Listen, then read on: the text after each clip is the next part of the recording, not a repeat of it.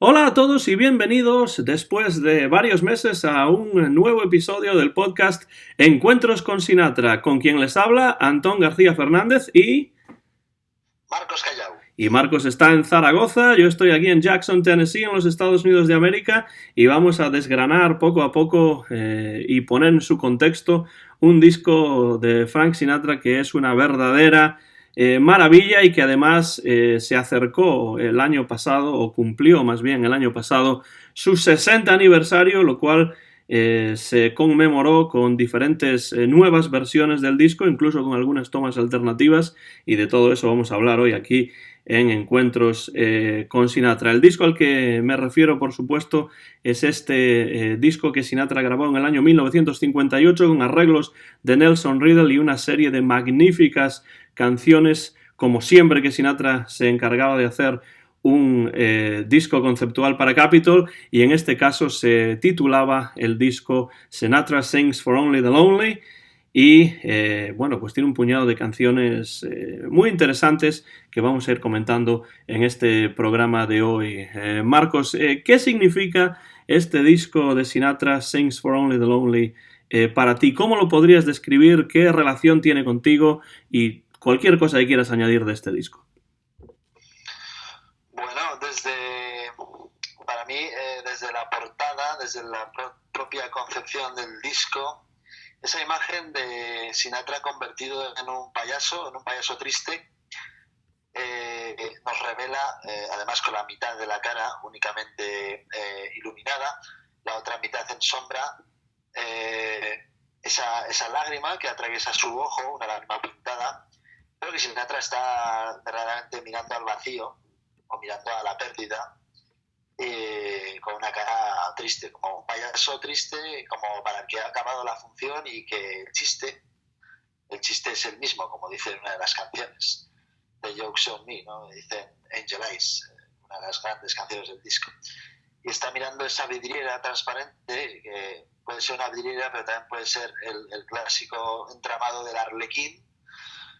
Y bueno, esto es muy biográfico, ya que Sinatra, cuando comenzó, hizo sus primeros pinitos como pintor, todos sus cuadros estaban dedicados a los payasos. Y a los payasos, algunos sí que los hacía verdaderamente divertidos y sonriendo, pero otros sí que era como esta portada de Only the Lonely, lo que me hizo pensar que quizá era un autorretrato, pero no, luego descubrí que no, que era una pintura de otro artista. Pero sí que parece ser que él sí que realizó una versión de esta portada para él mismo, un cuadro con esta portada.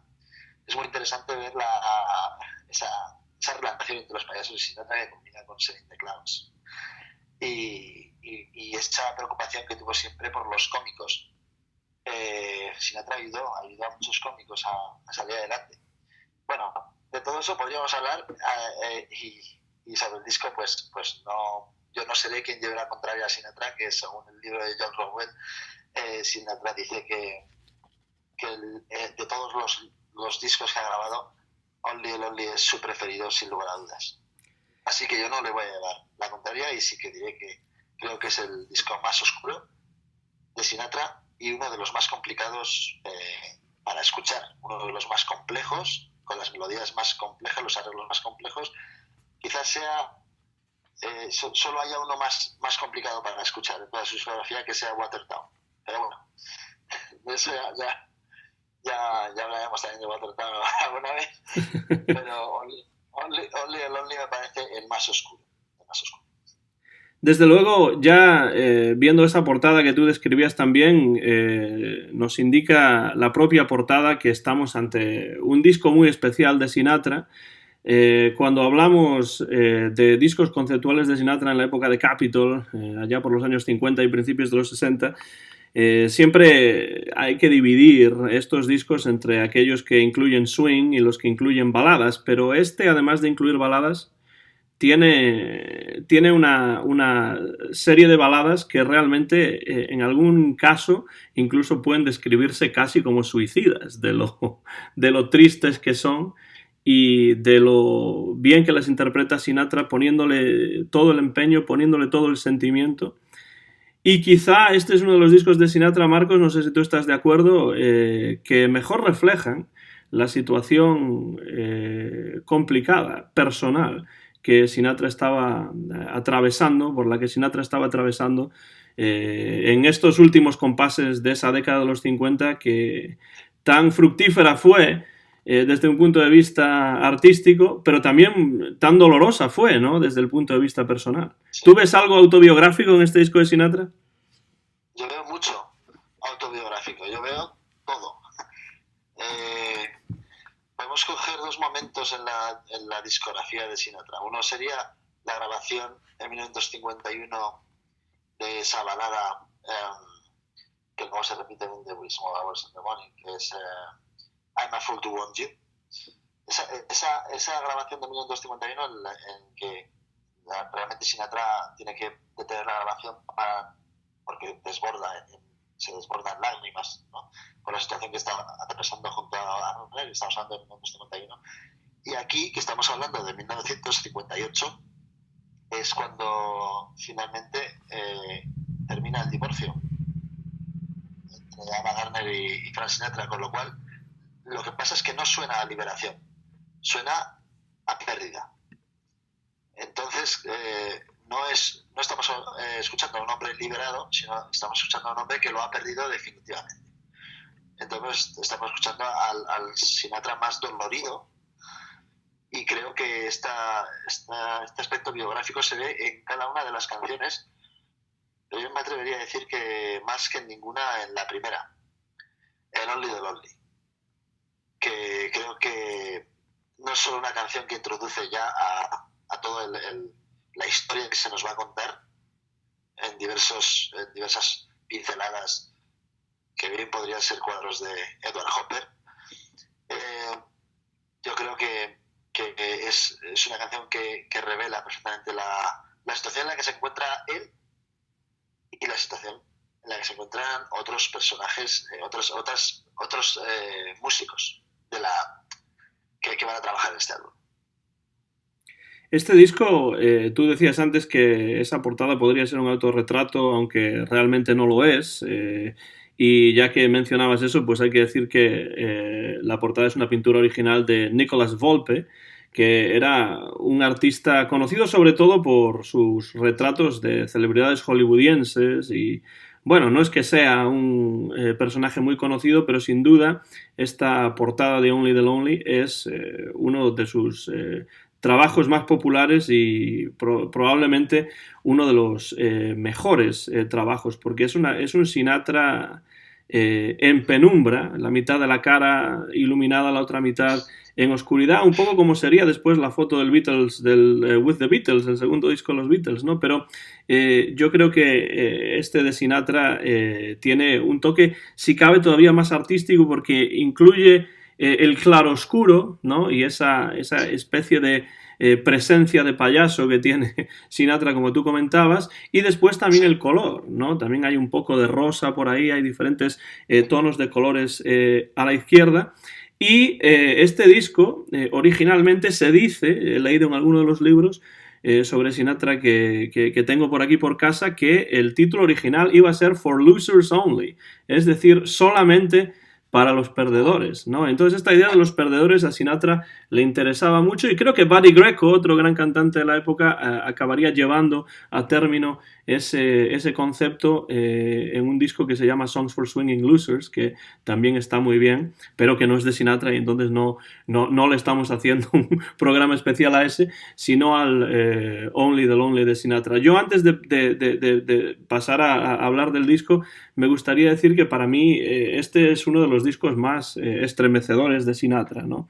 Yo generalmente, cuando escucho a Sinatra, da igual la canción que sea, pues paro lo que estoy haciendo y pongo la oreja y estoy ahí pues con toda la atención en el arreglo, en la voz de Sinatra. Pero en este caso, en este disco en particular, cuando escucho alguna de las canciones, de las 12 canciones originales que aparecen en ese disco, estoy casi como agarrado a esa voz de Sinatra, porque es casi imposible no escuchar una de estas canciones y no sentirse pues profundamente pues no sé, influido por esos tonos que Sinatra utiliza para cantarlas, por no hablar, por supuesto, y hablaremos de los magníficos arreglos de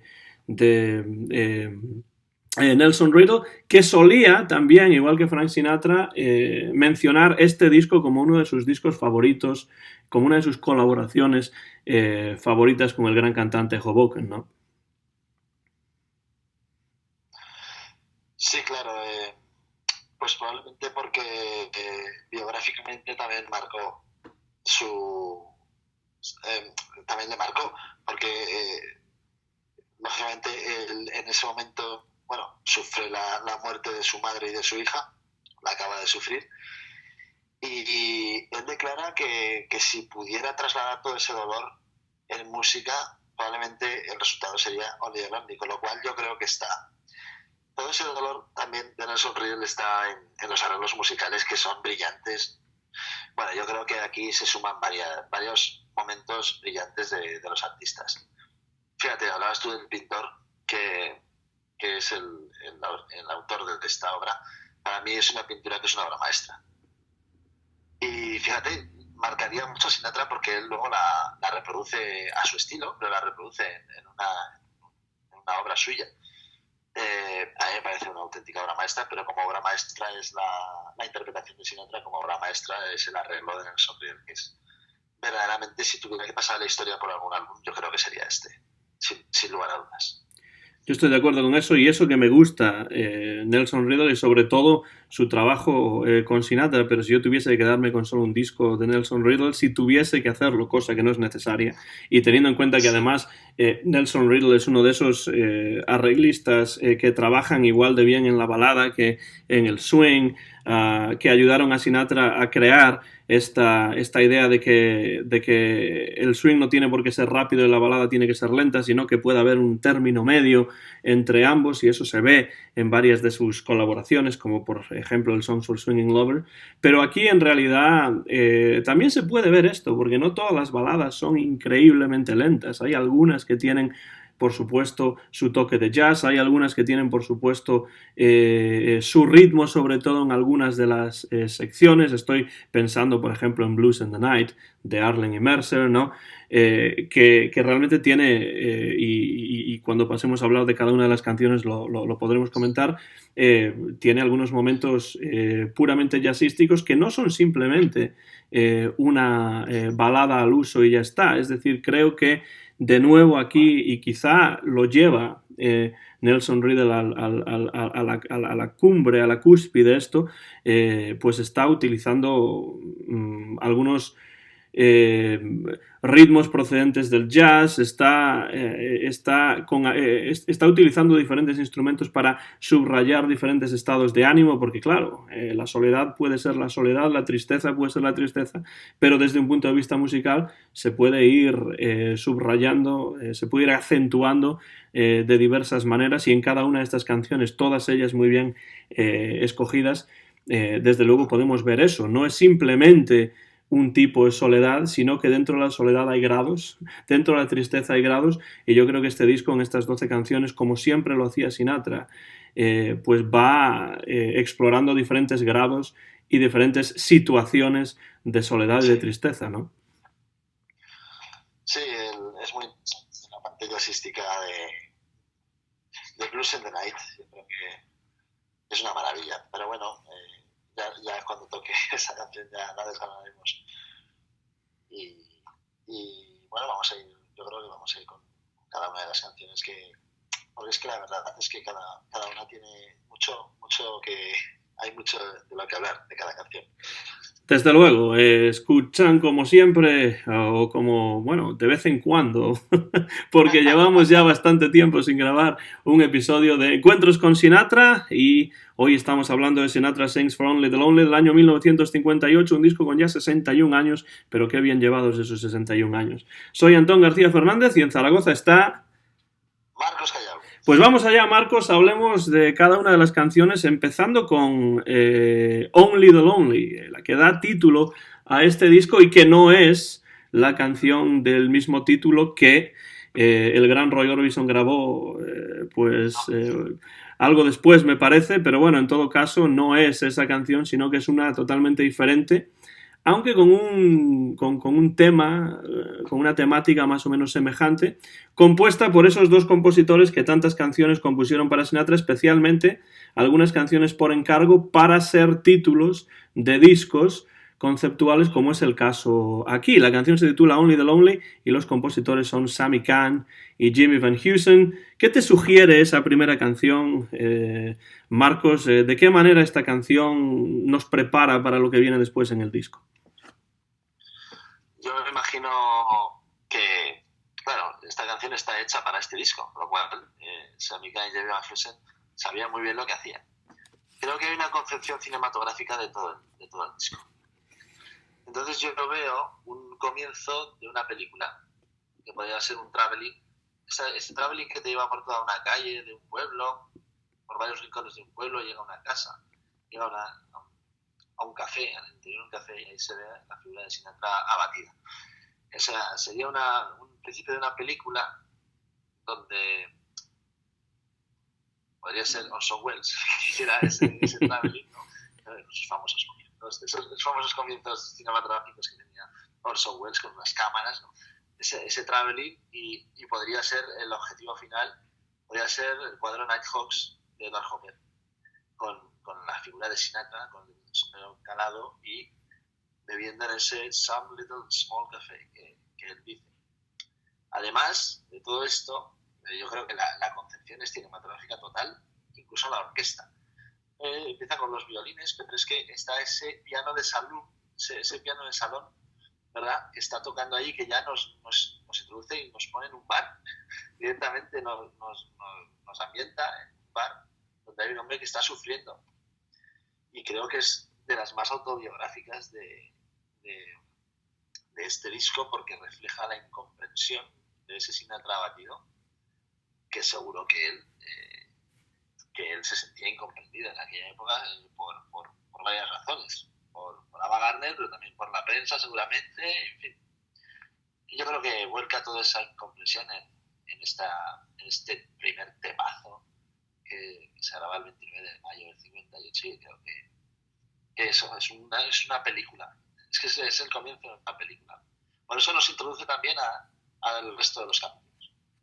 Es curioso que esta canción, es una de esas que Sammy Cahn y Jimmy Van Heusen escribieron por encargo, pero a pesar de ser una canción de tan grande calidad, ¿no? Es decir, la calidad de esta canción para mí, para comenzar el disco, es excepcional. De hecho, a mí me gusta más que, por ejemplo, el No One Cares, que es también una muy buena canción de inicio del disco y que va más o menos en la misma dirección, ¿no? Pero esta canción me parece todavía superior musicalmente, e incluso también desde el punto de vista de la letra, ¿no? Pero en un libro que tengo aquí en la mano, que es un libro que me gusta mucho, que se llama All or Nothing at All, A Life of Frank Sinatra, una vida de Frank Sinatra, escrito por Donald Clark, leo en cierto momento que a Jimmy Van Heusen no le fue nada fácil escribir la letra de esta canción.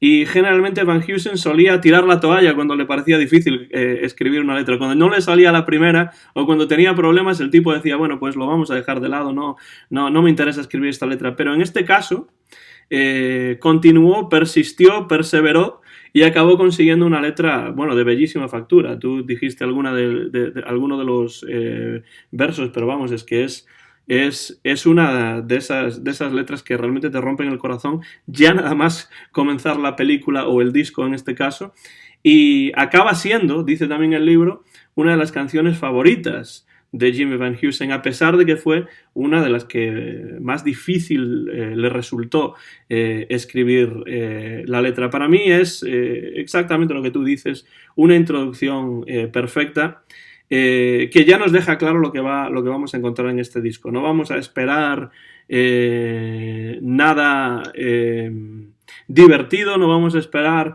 nada agradable.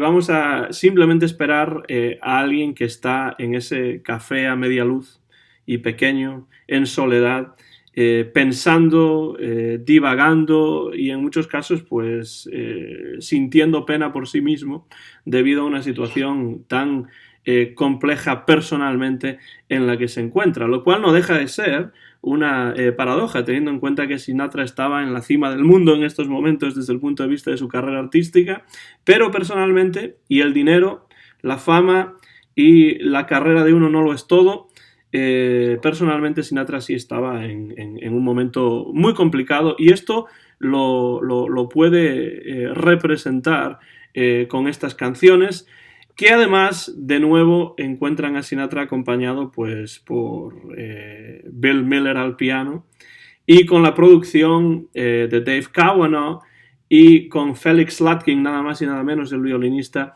que se encarga de dirigir esta orquesta de estudio en la cual están pues algunos de los mejores músicos de estudio del momento que como siempre se peleaban prácticamente por poder salir en una sección de Sinatra. ¿Algo más de Only the Lonely o pasamos a la siguiente que es, bueno, para mí uno de los clásicos también? Es que es lo que dices. Es que de las canciones que se han hecho para un disco de Sinatra, yo creo que es de las mejores. Y que es injustamente olvidada. Y que muchas veces injustamente es confundida con la de Roy Orbison y incluso con otra de J.D. Souther que se titula You Are the Only Lonely, que no tiene nada que ver. Pero que la están... Sí que se confunde mucho.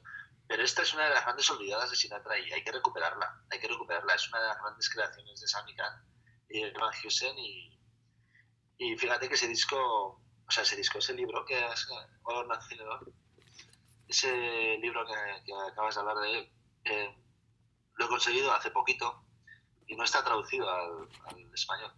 Así que sería necesario editar una buena traducción porque es un libro imprescindible.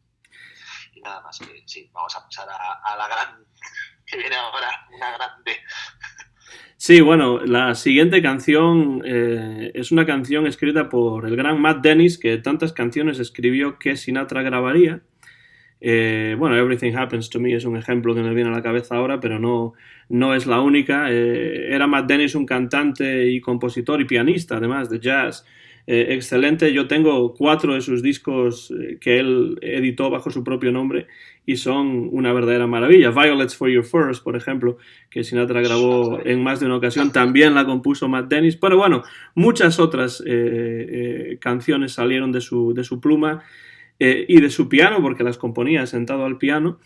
Y bueno, Angel Eyes es el título, esos ojos de ángel, pero bueno, no uno de los ángeles más positivos, ¿no? Cuando pensamos en la palabra ángel a veces tenemos esta idea positiva, si alguien es un ángel es una persona excelente, pero en este caso este ángel tiene más de demonio que de ángel en esta canción. A mí me encanta, Marcos, ahora te paso la palabra, pero quiero decir que a mí esta canción me encanta cuando Sinatra la canta en directo. Me pasa lo mismo con One for My Baby and One More for the Road, que son dos de esas saloon songs, ¿no? O torch songs, como se dice en inglés, que son canciones de verdadera desesperación, pero muchas veces, y a mí me gusta mucho esto porque creo que le da un toque muy romántico también a este tipo de canción, ambientadas en un bar a las tantas de la madrugada cuando ya casi no hay nadie, aunque en este caso sí que hay gente porque dice bebed todos vosotros, ¿no? Entonces sí que hay alguien en el bar. Que es este Angel Eyes. A mí me parece un temazo. Realmente se me quedan cortas las palabras para describir esta canción y es una canción junto con One for My Baby and One More for the Road que si yo pudiese pues tener un deseo de escribir tal o cual canción, no sé si no sería este Angel Eyes, Marcos. Fíjate, yo tengo dudas de que esas personas a las que se refiere el cantante cuando dice bebed todos vosotros no sean apariciones o frutos de la misma intoxicación etílica que lleva el protagonista. Quizá sean fantasmas como en ese Empty Tables en la que Sinatra canta a unos espectros según dice la letra. Desde luego que la hemos escuchado tanto en directo que muchas veces olvidamos esta versión del disco, que claro, no es lo mismo, no es tan íntima, no hay solo un piano, pero hay toda una orquesta, pero no pierde el ambiente que a partir de ahora va a tener el disco, que es un ambiente sórdido, incluso diría yo de un ambiente lumpen, porque yo creo que es un hombre que está roto, pero probablemente si le rodea a alguien en el bar sean personajes siniestros.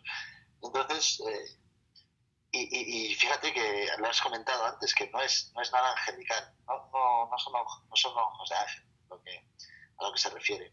Son ojos que dice la misma letra enviados por el demonio.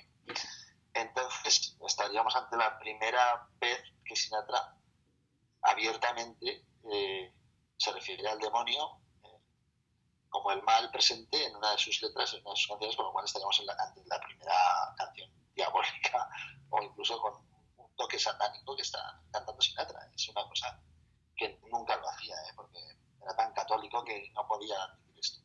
Pero bueno, los católicos también saben que el demonio existe. Entonces, claro, pues aquí se permite esa licencia. Yo creo que ese ambiente tan sórdido, quizá en directo se explote todavía más con ese piano, únicamente el piano acompañando la voz, pero que aquí desde luego la orquesta lo que hace es rodear de romanticismo, de ese romanticismo que decías tú, la canción, y que todo está en su sitio, cada trombón, cada tuba, cada arpa, incluso al final cuando desaparece, cuando dice perdonar mientras desaparezco, es un momento teatral, cinematográfico, sobre todo en directo, por supuesto.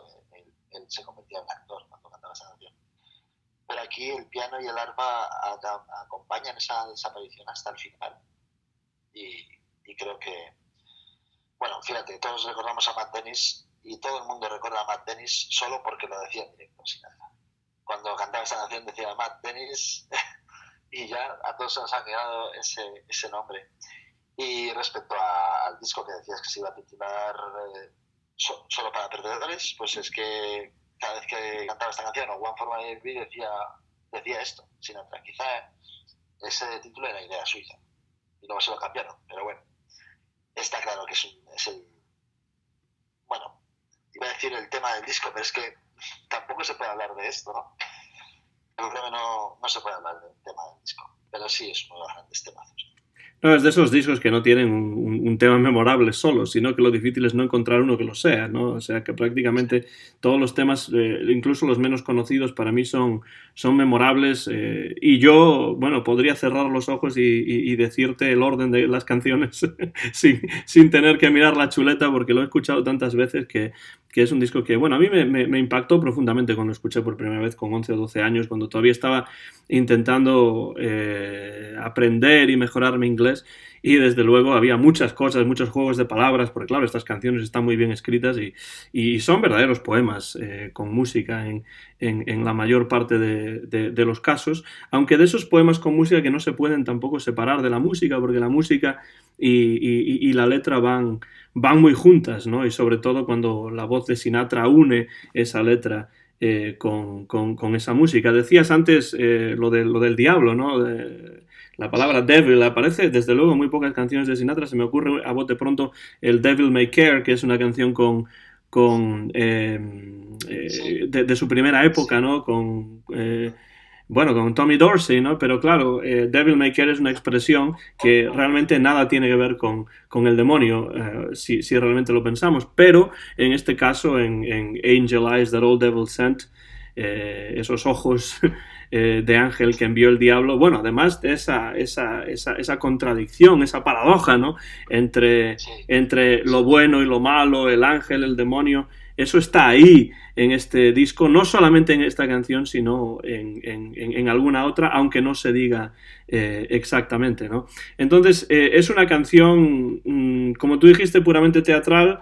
Yo me lo imagino también a Sinatra como actor en el propio estudio grabando esta canción, no solamente en esos pues centenares de conciertos en los que cantó esta canción.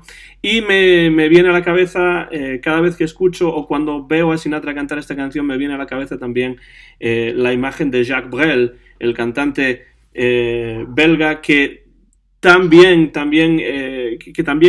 tiene esta concepción teatral, dramática de la música. No quiero decir desde ningún punto de vista que Sinatra haya bebido de Jacques Brel, probablemente fue más al revés. Pero es algo que cuando yo veo a Sinatra encender ese cigarrillo y ponerse ahí con el foco enfocándolo a él, y después cuando dice eso de "excuse me while I disappear", que se da la vuelta y se aleja en la oscuridad y se cierra el foco, pero todavía se ve un poco de ese humo que sale por ahí. Me parece realmente, bueno, para mí es la quinta esencia de lo que se llama el saloon singer, ¿no? El cantante de salón, y todo el mundo sabe que, bueno, Sinatra se consideraba a sí mismo, junto con Tony Bennett y algún otro, el último o los últimos de los saloon singers que quedaban, y yo creo que esta Angel Eyes es un ejemplo excelente de esto, ¿no? Es genial esa. Lo has explicado muy bien. Cuando desaparece él, pero queda el humo, ¿no? Queda el recuerdo, queda la silueta, queda ese juego de los contrarios, del bien y el mal, el ángel y el demonio, queda todo ahí. Entonces yo creo que sí, evidentemente Sinatra sin esta canción no hubiera sido lo mismo. Sin esta, o sin One for My Baby, que yo las pongo por igual, las valoro por igual, aunque sí que One for My Baby ya nace en estudio siendo muy íntima. Y esta no, esta nace siendo grandilocuente en cuanto a orquestación, pero acaba siendo íntima. Verdaderamente es una delicia poder escuchar esta canción 61 años después y que siga tan mejor que nunca, vamos.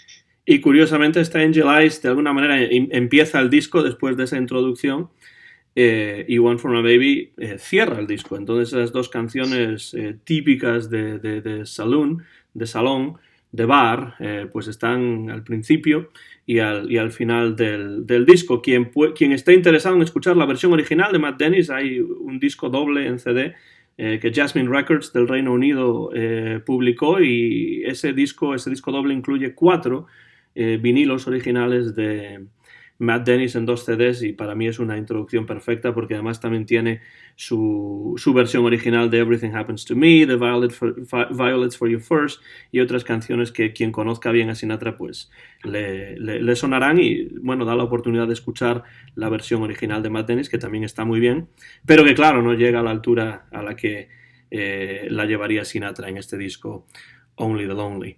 La siguiente canción, Marcos, es una que, bueno, yo cuando la escucho, aunque sé que la cantó Bing Crosby, por ejemplo, la suelo asociar un poco a Dick Haymes, que era otro cantante crooner de la época, un hombre que siguió prácticamente los pasos de Sinatra, porque reemplazó a Sinatra con Harry James y después reemplazó a Sinatra con Tommy Dorsey, y cuando Sinatra finalmente comenzó su propia carrera en solitario en los años 40, el propio Dick Haymes pues lo hizo también, y bueno, grabó más de una, pero sobre todo una excelente versión de esta canción de Bob Haggart y Johnny Burke, que por cierto solía componer con Jimmy Van Heusen muchas canciones para películas y muchas de ellas para Bing Crosby en los años 30. Y el título de la canción es What's New, que se podría traducir algo así como ¿qué hay de nuevo? Porque de lo que se trata aquí, Marcos, y me parece además un acierto de esta letra, de esta canción, de lo que se trata es de una conversación entre el cantante, entre la voz que canta y una antigua pareja después de mucho tiempo. No se sabe cuánto, quizá no sea mucho, pero sí en la percepción del que canta sí lo es. Y bueno, es una canción que a mí me gusta especialmente, precisamente por esa conversación, que es una conversación, Marcos, como cuando escuchamos la conversación por teléfono de alguien y no escuchamos a la otra persona al otro lado del hilo, porque solamente escuchamos la voz y lo que dice Sinatra o Dick James o quien sea cantando la canción, ¿no? Pero no escuchamos las respuestas, pero podemos más o menos suponer esas respuestas y podemos suponer también la actitud de ese interlocutor, ¿no? What's New? ¿Qué te parece esa canción? Me parece, yo identifico siempre con Sinatra, porque a Dick James lo he escuchado mucho menos, pero bueno, sí que hace poco escuché esa versión. Me parece muy buena. Pero aquí vienen una serie de 4 canciones en el disco que van a ser las 4 canciones centrales y me parece que van a ser, bueno, 4 canciones que van a marcar muy bien el ambiente urbano de este disco. Esa conversación sí que realmente parece un monólogo. Incluso parece que después de ese encuentro, que seguramente es un encuentro que, bueno, pues todos lo hemos tenido y que la voz o el protagonista lo sufre como un antes y un después de ese encuentro, y luego parece que como si lo contara, como si se acordara, y quizá por eso no escuchamos la otra voz, porque parece un monólogo. Y claro, además fíjate que es muy introspectiva, la canción es muy introspectiva y luego refleja mucha, no sé, como mucha inseguridad de la persona, ¿no? Fíjate que enseguida dice, probablemente te estoy aburriendo, probablemente. Claro, y perdóname por preguntarte qué hay de nuevo. Es como que el pobre está abrumado con ese encuentro. Y sobre todo lo que a mí me parece fundamental, musicalmente hablando, es el acompañamiento del trombón en todo a lo largo de cada canción. Ese acompañamiento es fundamental para situarnos en una ciudad, en un ambiente urbano, en un paisaje de estos pintores americanos del cubo de la basura que había comentado hace un poco, ¿no? Es maravilloso ese trombón como una respuesta a la pregunta de What's New y a todo el diálogo de la canción. Y sobre todo, después de subir, porque Sinatra hace un What's New que sube toda la orquesta y sube su voz por encima de todo, porque en 1958 Sinatra cantaba como jamás, ya volvió a cantar. Yo creo que en 1958 es su top, ¿no? Esta época desde luego es la mejor de Sinatra. Y luego, como contrapunto a esa subida, es el final, ¿no? Que casi un poco Sinatra juega con la melodía y parece como que improvisa incluso las notas al final, como susurrando, y ya al final arrastra en unas notas muy bajas todavía te quiero demasiado, I still love you so. Y el trombón sigue y hace un final que a mí el trombón me encanta. No sé si sabes quién era el intérprete de ese trombón, pero yo me gustaría saberlo porque es fundamental en esta canción.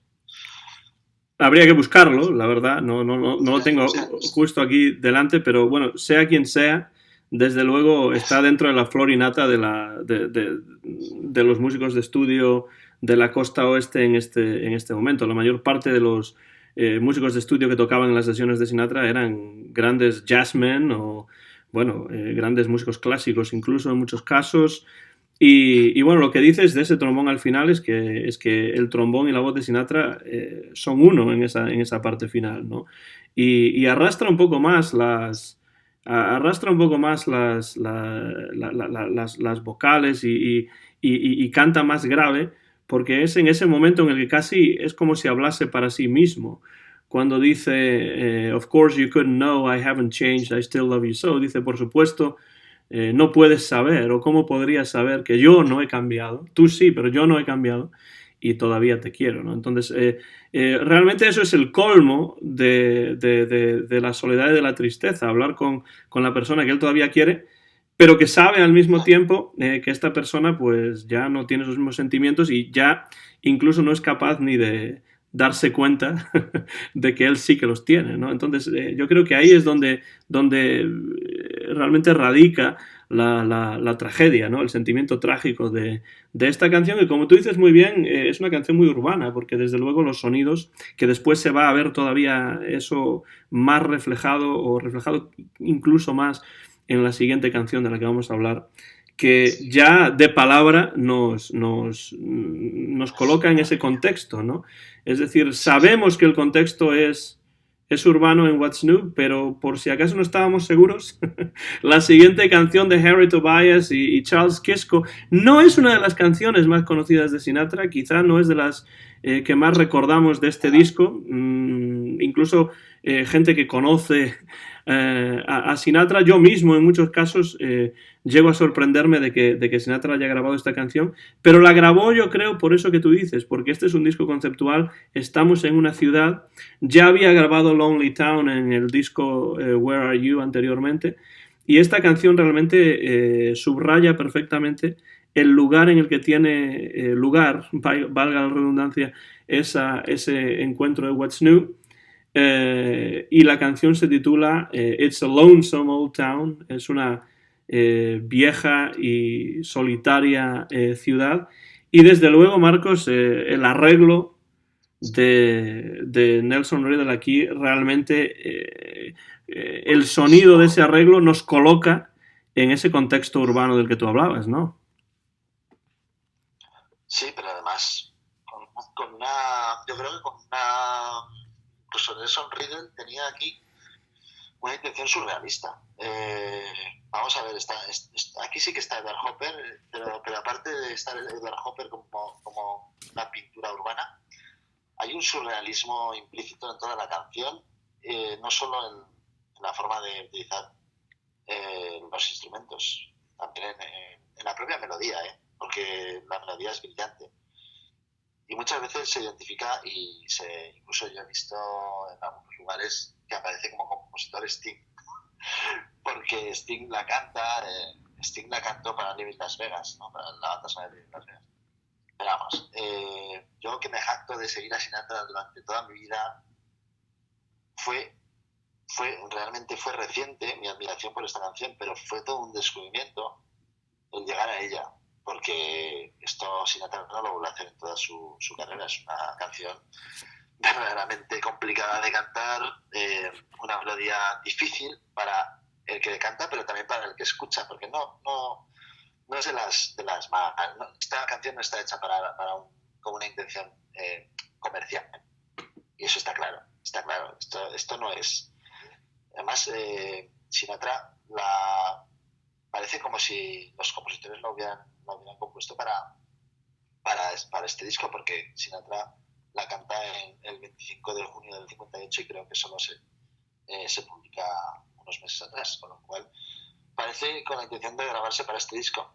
A mí me interesa mucho el comienzo, es un comienzo dudoso, con esos violines siempre de fondo, que son unos violines que reflejan un caos, que es el caos vital del protagonista, pero es el caos también urbano al que se enfrenta ese protagonista. Pero me gusta sobre todo esa gran oferta de instrumentos de viento, el oboe, fagot, empezando esa canción, y ya cuando llega esa voz de Sinatra que suena completamente ya no triste, sino ya hastiada. También me parece que suena como nunca ha sonado la voz de Sinatra antes en esta canción. Y cuando dice, estoy tan solo como se puede estar. Es decir, no se puede estar más solo que yo. Y luego, cuando viene el solo del trombón, un solo al que luego se incorporará la voz de Sinatra, el efecto de los violines, ese efecto marcando la decadencia del personaje, la decadencia de la sociedad, la decadencia de todo el ambiente, son unos violines que pueden parecer, suenan de fondo, pueden parecer dubitativos, pero es luego el gran arreglo de Nelson Riddle. Creo que esta Lonesome Town es, igual digo una barbaridad, pero igual es el arreglo más interesante que hizo durante toda su carrera. Me parece una barbaridad. Y si ha hecho algo surrealista en la música, Sinatra, estará aquí. Y si lo hizo Nelson Riddle, también está aquí. Creo que es un ambiente completamente distinto a todo lo demás que ha cantado Sinatra, y que como canción central es la cuarta del disco, bueno, es perfecto. No sé si es uno de los mejores arreglos que ha hecho en toda su vida o en toda su larga carrera en Nelson Riddle, pero desde luego sí es uno de los mejores, o incluso casi yo diría que el mejor o el más complicado de este disco. A mí me gusta mucho esta canción por una razón específica, y es que, bueno, la letra es bastante sencilla, ¿no? Porque refleja de una manera muy directa ese sentimiento de soledad que ya se ve en el título y que ya se había atisbado en las canciones anteriores, ¿no? Pero en este caso, a mí lo que me gusta de esta melodía es que la razón de que sea difícil de escuchar o más difícil de escuchar que otras es que es una melodía que crea tensiones, pero no siempre resuelve esas tensiones, ¿no? Porque no sabes muy bien a veces cuando estás escuchando la canción, bueno, sobre todo si la escuchas por primera vez o por primera vez después de mucho tiempo, pues da la sensación de que uno no está nunca seguro escuchando la canción porque no sabe a dónde va a ir la melodía, ¿no? Va a lugares extraños, inesperados, ¿no? Y no resuelve a veces esas tensiones, que yo creo que es algo que está hecho evidentemente a propósito por los compositores, como manera de subrayar ese caos del que tú hablas dentro de la ciudad, ese caos de sentimientos también del personaje que canta. Y por eso para mí es una canción tan memorable, porque cuando la escucho, y dura más de 4 minutos, pues a veces tengo una sensación de desasosiego, desde el punto de vista de que esas tensiones que crea la melodía no siempre las resuelve de una manera satisfactoria para el oído, ¿no? Y esa es la idea. No es que el compositor no sepa lo que está haciendo, sino más bien al contrario. Sabe muy bien lo que está haciendo. Y la voz de Sinatra, sí, suena como nunca. Y al principio suena etérea, ¿no? Como si viniese de las profundidades, pero al mismo tiempo también con una suavidad importante, ¿no? Es una canción en la que la voz suena en algunos casos más suave que en otras canciones del disco, como si Sinatra estuviese caminando por esa ciudad y estuviese cantando para sí mismo, y alrededor tenga todo ese sonido y todo ese batiburrillo de los típicos sonidos que la ciudad te ofrece, ¿no? Por eso a mí me parece una canción memorable y una canción que yo creo que hay que recuperar, esta It's a Lonesome Old Town. Sí. Has hecho en las profundidades. Es que aquí suena a cloaca, ¿no? Es que siempre ha pertenecido pues, un poco en estilo, con clase, pero aquí es como si se dejara llevar por ese ambiente lumpen que decimos, ¿no? Ese ambiente sórdido, y que incluso esto le afectará a él ya como incluso perdiendo la clase, ¿no? No es que la pierda, es que suena como a barrio bajo, como a cloaca, ¿no? Y San Lonesome Town, fíjate que a mí, una ciudad vieja y solitaria, a mí me remite a Europa, me remite a una ciudad europea, una ciudad gótica. Y me sucede esto que me sucede con esta canción, me sucede también con Boulevard of Broken Dreams, pero sobre todo interpretada por Diane Krall. O sea, más que por Tony Bennett, ¿no? Sí. Tony Bennett es tremenda, pero no sé, esa decadencia Diane Krall se la da muy bien, ¿no? En esa versión. Es fantástica, fantástica. Y bueno, Sinatra caminando por la ciudad, encontrándose con un viejo amor, o quizá no tan viejo, y después pensando en esta idea de que está caminando por esta ciudad vieja y solitaria, nos lleva a la siguiente canción, porque también dentro de este ambiente urbano, ¿no? También la naturaleza aparece, ¿no? Es decir, es una ciudad en la que también hay algún árbol por ahí, ¿no? Pero no cualquier árbol, no un roble, no un carballo, como se dice en Galicia, no un árbol frutal necesariamente, ¿no? Sino, bueno, pues lo que en inglés se dice willow, ¿no? Que es un sauce, y el sauce siempre es este árbol que en la literatura y en el imaginario popular nos lleva a la tristeza y a las lágrimas y a los lloros, ¿no? Y es una canción excepcional que yo recuerdo haber escuchado primero en directo por Sinatra Y después, en esta versión de este disco, Sinatra Sings for Only the Lonely, es una canción de Anne Ronell, que es una mujer que es conocida por esta canción y también por haber escrito para Walt Disney la canción del lobo feroz, Who's Afraid of the Big Bad Wolf, ¿quién teme al lobo feroz? ¿No? O sea que bueno, por un lado una canción que nada tiene que ver con esta canción tan introspectiva y tan excelente que Sinatra grabó además también con la ayuda de Nelson Riddle, como es este Sauce gime o Sauce llora por mí, Willow Wait for Me. Marcos, bueno, si hablamos de obras maestras, yo creo que tiene que estar esta también. Sí, sí, claro, por supuesto. Yo también la recuerdo en directo y supongo que es el mismo show que tú. Yo me refiero a un show de los 50 que además la interpreta con un sexteto detrás. Luego la vuelvo a cantar en otro show de los 60 en color ya. Y creo que la mezcla con otra canción que le viene muy bien a esta, que es Gone with the Wind. Uh-huh. Es que aparece el parque. Y cuando aparece el parque ya nos remite al Sinatra de muchas canciones donde ese personaje que va paseando solitario por una ciudad, al final llega al parque. Nos ocurre en Autumn New York, en Central Park, nos ocurre en Hyde Park, en London by Night, y nos ocurre aquí con el Sauce que llora por él, pero hay que decir que también llora la trompeta con sordina que acompaña la voz. Y cuando dice todo el rato que Sinatra, cada vez que Sinatra pronuncia whip, la trompeta responde con un llanto, ¿no? Con un llanto, porque es una trompeta con sordina, y creo que vuelve a introducir en la parte urbana, también en el parque, esa trompeta. Y bueno, y sobre todo cómo la canta Sinatra, porque se deja mecer en las notas musicales. Cuando alarga la palabra de sad as I can be, ¿no? Lo más triste que puedo estar. Y sobre todo cuando alarga la palabra whip, que además es una nota bastante alta, pero parece que en vez de tener dos es, esa palabra en voz de Sinatra sean 5 o 6 es seguidas, ¿no? Whip.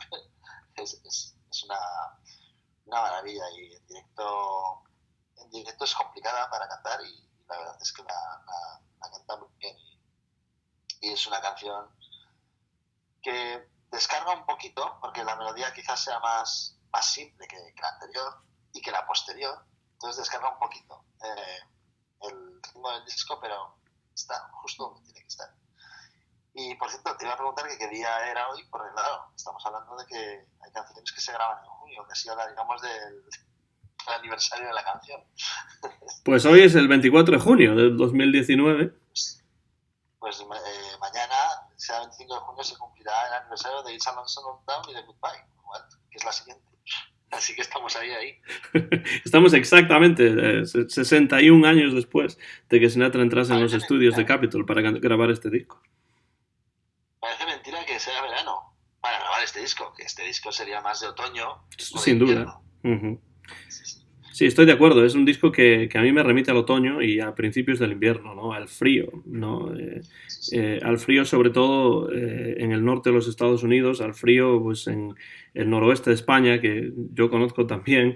Es un disco que yo reconozco, Marcos, que he escuchado mucho más en los otoños gallegos y en los inviernos gallegos que en los veranos, incluso gallegos, que no son tampoco muy calurosos, pero es un disco que a mí me lleva pues al claroscuro, pero sobre todo a esa ya tarde avanzada, ya cuando está a punto de llegar la noche antes de tiempo, ¿no? En el verano, en el otoño y en el invierno. Entonces, sí, es un disco muy de otoño, me parece a mí, muy de principios de invierno también. Y a mí de este Willow Wait for Me me gustan las rimas internas de la letra. Me parece que son rimas que todavía intensifican más esa desesperación, ¿no? Y esa tristeza de Sinatra, que le está implorando a un árbol que llore por él, porque él ya no le quedan fuerzas para hacerlo, ¿no? Y yo creo que Anne Ronell aquí, que compuso tanto la letra como la melodía, estas rimas internas, bend your branches down along the ground and cover me, ¿no? Entonces, son verdaderas maravillas. A mí me encantan las rimas internas en algunas de estas canciones y aquí lo hace de maravilla. Anne Ronell, que no es una compositora muy conocida fuera de esas dos canciones que he mencionado, pero sobre todo esta. Y si solamente hubiese escrito esta, pues ya se habría justificado que hubiese aprendido música y que se hubiese puesto a escribir notas, porque desde luego es una canción excelente y está colocada, como tú dices, en el momento perfecto, justamente antes de cerrar la primera cara del disco, que se cierra con una canción, Marcos, bueno, por un lado, de Gordon Jenkins, que trabajó con Sinatra en otros proyectos semejantes a este Only the Lonely, que si hubiese escrito él las partituras de este Only the Lonely, probablemente sería un disco muy diferente y un disco a lo mejor un poco más... sí, mucho más orquestal, desde luego, y mucho más... Sí, yo creo que sí. Pero no fue él, sino que fue el gran Nelson Riddle. Pero él sí compuso una canción que Sinatra incluye al final de esta primera cara, que se llama Goodbye y que a mí siempre me remite a Benny Goodman. No lo puedo evitar porque desde luego esa fue la primera versión instrumental, esa por supuesto, de Benny Goodman, que además Benny Goodman la continuó tocando hasta el final de su carrera, hasta el fin de sus días, porque era una canción que le gustaba mucho. Y curiosamente esta canción no aparece al final del disco llamándose Goodbye, adiós, sino que aparece al final de esta primera parte del disco, como queriendo enfatizar el hecho de que este adiós ya es definitivo, ¿no? Y que todo lo que viene después pues nos indica que no se va a poder recuperar ese pasado, porque desde luego el pasado nunca se puede recuperar y nunca de la misma manera, ¿no? Y entonces yo creo que al final de esta primera cara, esta canción de Gordon Jenkins, Adiós, Goodbye, está colocada en un lugar perfecto, ¿no? Sí, porque indica que es un final tan doloroso que además no es un final, porque va a continuar, fíjate, la mitad de la vida, sería la mitad del disco, la mitad de la vida, pero una vida sin sentido o plagada de tristeza con la ausencia a la que remite este Goodbye, ¿no? Que es una canción muy oscura, volvemos a la complicación melódica de It's a Lonesome Old Town para mí. Comienza con una ausencia de ritmo total que nos deja a la voz de Sinatra como en un mundo aparte, como decías, etérea, ¿no? Antes, y que ya solo después de cuando él pronuncia Goodbye por primera vez en la canción ya comienza un poquito el contrabajo y comienza a haber un poquito de ritmo en la canción. Desde luego me parece una melodía tan complicada como It's a Lonesome Old Town, y estábamos hablando de otoño y mira por dónde aparece Gordon Jenkins, que para mí es una plasmación del otoño, ¿no? Es la plasmación del otoño en la música de Sinatra, porque yo me refería al viento, pero no al viento de los instrumentos de viento, sino a reflejar el viento en los instrumentos de cuerda, ¿no? A reflejar el viento en la canción, como se refleja en With the Wind, por ejemplo, que hemos hablado antes. Es una canción que podría estar aquí en los Little Lonely, posiblemente. Pero bueno, vuelve a estar la trompeta con sordina de Willow Be For Me, y bueno, por lo tanto volvemos a tener ese ambiente urbano, pero para mí está a la altura de It's a Lonesome Old Town, y además porque es muy complicada, porque cuando Sinatra por primera vez dice Play Goodbye, estamos en una nota muy baja, y entonces es cuando ya empieza la melodía que sube desproporcionadamente, ¿no? That was long ago, y el long ago suena muy como si empezara una historia que tampoco va a acabar, con lo cual también tenemos ahí una tensión no resuelta. Uh-huh. Es que es una tensión no resuelta, entonces me parece muy, muy interesante que estas dos canciones, It's a Lonesome Old Town y Goodbye, estén ahí en la primera cara, porque son muy complicadas. Es que este disco es la antítesis del producto comercial. Fíjate que Raúl Herrero, con el que tú también sueles hacer algún programa, me dijo el otro día, cuando le comenté que íbamos a hacer este programa, que era su disco favorito de Sinatra. Y bueno, yo creo que muchos podríamos decir esto, porque está totalmente alejado que es lo comercial, y por supuesto en las listas de éxito del año no sé cómo estaría, supongo que estaría arriba porque era Sinatra, pero no por el carácter de las canciones, porque no son para oídos vagos, digámoslo así. Desde luego, esta es una canción que a mí me interesa mucho por lo que tú dices. Al principio parece que no tiene ritmo y crea una tensión que no se resuelve y que medio se resuelve con ese goodbye, con esa nota final cuando dice goodbye. Pero no del todo, ¿no? Porque quizá para quien canta ese adiós no es un adiós resuelto, no es una historia totalmente terminada, y lo es simplemente por decisión de la otra persona, quizá, y no por él. Es la canción más larga del disco, casi 6 minutos, y es lo que se solía llamar en la época una art song, ¿no? Una canción de arte, una canción artística, porque desde luego es lo contrario a lo que se podía considerar una canción para entrar en el hit parade, ¿no? Y de esa manera también la toca Benny Goodman, por cierto. Carol Lewis es el que toca no el trombón, sino la trompeta con sordina. Y lo hace, bueno, de maravilla en todos los momentos en los que entra. Como el corredor, ¿no? ¿Perdón? Como el corredor. Sí. Bueno, en este caso es Carroll, ¿no? No Carol, pero Carroll. Carroll, vale. Sí. Pero bueno, desde luego es una canción que cierra esta primera cara dejando esa tensión todavía ahí, ¿no? Esa tensión todavía sin resolver completamente, y que nos va a llevar a la segunda cara, las siguientes 6 canciones de este disco. Y bueno, Gordon Jenkins compuso mucho a lo largo de su carrera, y si yo tuviese que mencionar una canción compuesta por Gordon Jenkins sería esta. Esta es la que a mí más me gusta de las varias que compuso Gordon Jenkins, y sobre todo en esta versión de Sinatra, que para mí es insuperable, porque Sinatra comprende perfectamente la letra, que también la escribe el propio Gordon Jenkins, por cierto, escribe tanto la letra como la música, y hay un momento en el que dice you take the high road and I take the low. A mí eso me parece una alusión a un tema que en los años 30 fue popularísimo, que fue el Loch Lomond, que es una canción que el propio Benny Goodman también tocó en su famoso concierto del año 1938 en el Carnegie Hall, con Martha Tilton cantando esa canción. Y yo siempre que escucho ese momento en el que dice you take the high road and I take the low, y por supuesto sube en la parte de high, alto, ¿no? Y baja en la parte de low, pues siempre me recuerda a esa canción, el Loch Lomond. Quizá no tenga nada que ver, o quizá sí, no lo sé, pero es una canción que me parece excelente, la verdad, y perfecta para terminar esta primera cara. Escuchan un nuevo episodio de Encuentros con Sinatra.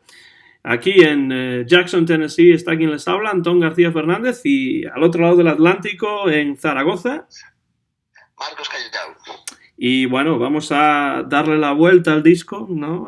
Y poner la aguja sobre los surcos y escuchar la siguiente cara. Y la siguiente cara comienza, bueno, la 7ª canción de las 12 que tiene este disco.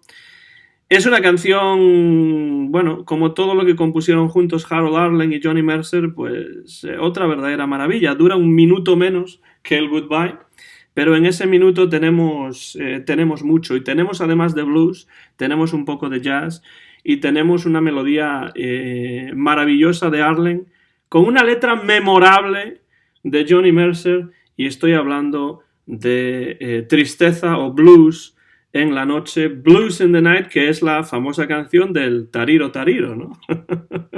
Sí, es curioso, sí. Sí. Pero qué diferente, de qué diferentes maneras se ha cantado esta canción, y cómo Sinatra la adapta a todo el ambiente del disco, y Nelson Riddle, claro. Es la más jazzística, yo creo, de todo el álbum, y esta sí que cumple hoy su aniversario, es el 24 de junio del 58 cuando la graban, y sí, es un blues muy relajado. Sinatra, yo creo que le gustaba mucho hacer este tipo de blues así, relajado y también jazzístico, ¿no? Y es muy la verdad es que la canción empieza increciendo, ¿no? Empieza solo la voz con el contrabajo, un contrabajo excepcional, que camina, ya vemos que camina la canción solo con el contrabajo y la voz. Luego aparece la trompeta, también con la sordina, también será otra vez Carol Lewis. Luego ya aparece la batería, ya imprimiendo ese jazz, el piano después, y luego los violines, y ya toda la orquesta. Y claro, Sinatra cantando en los momentos álgidos, pues muy fuerte, pero cuando aparece el estribillo de My Mama Don't Tell Me, parece que reduce toda su voz, sigue ahí cantando para él solo, ¿no? Pero sobre todo lo que me llama la atención es cómo hace el sonido del tren, el abubi, abubi. A mí me parece una cosa muy curiosa, porque la verdad que he oído muchas versiones de esta canción, pero Sinatra lo hace así, yo creo que nadie lo hace así. Además imita el pitido del tren y luego el traqueteo, ¿no? Sí, claro. Es muy... La verdad es que es una canción deliciosa, y para el amante del jazz seguro que es la que más le gusta del disco, porque es la más jazzística, y bueno, un minuto menos que Goodbye, pero podríamos hablar de otra art song, ¿no? Sin duda, y además, ya que decías lo del tren, hay una obsesión por parte de Johnny Mercer con la iconografía del tren, porque compuso muchas canciones que hablan del tren y que utilizan el sonido, el traqueteo del tren incluso en la letra. Otra la grabó Sinatra también, bueno, ahora no recuerdo el título, pero sé que está en el disco de Songs for Swinging Lovers.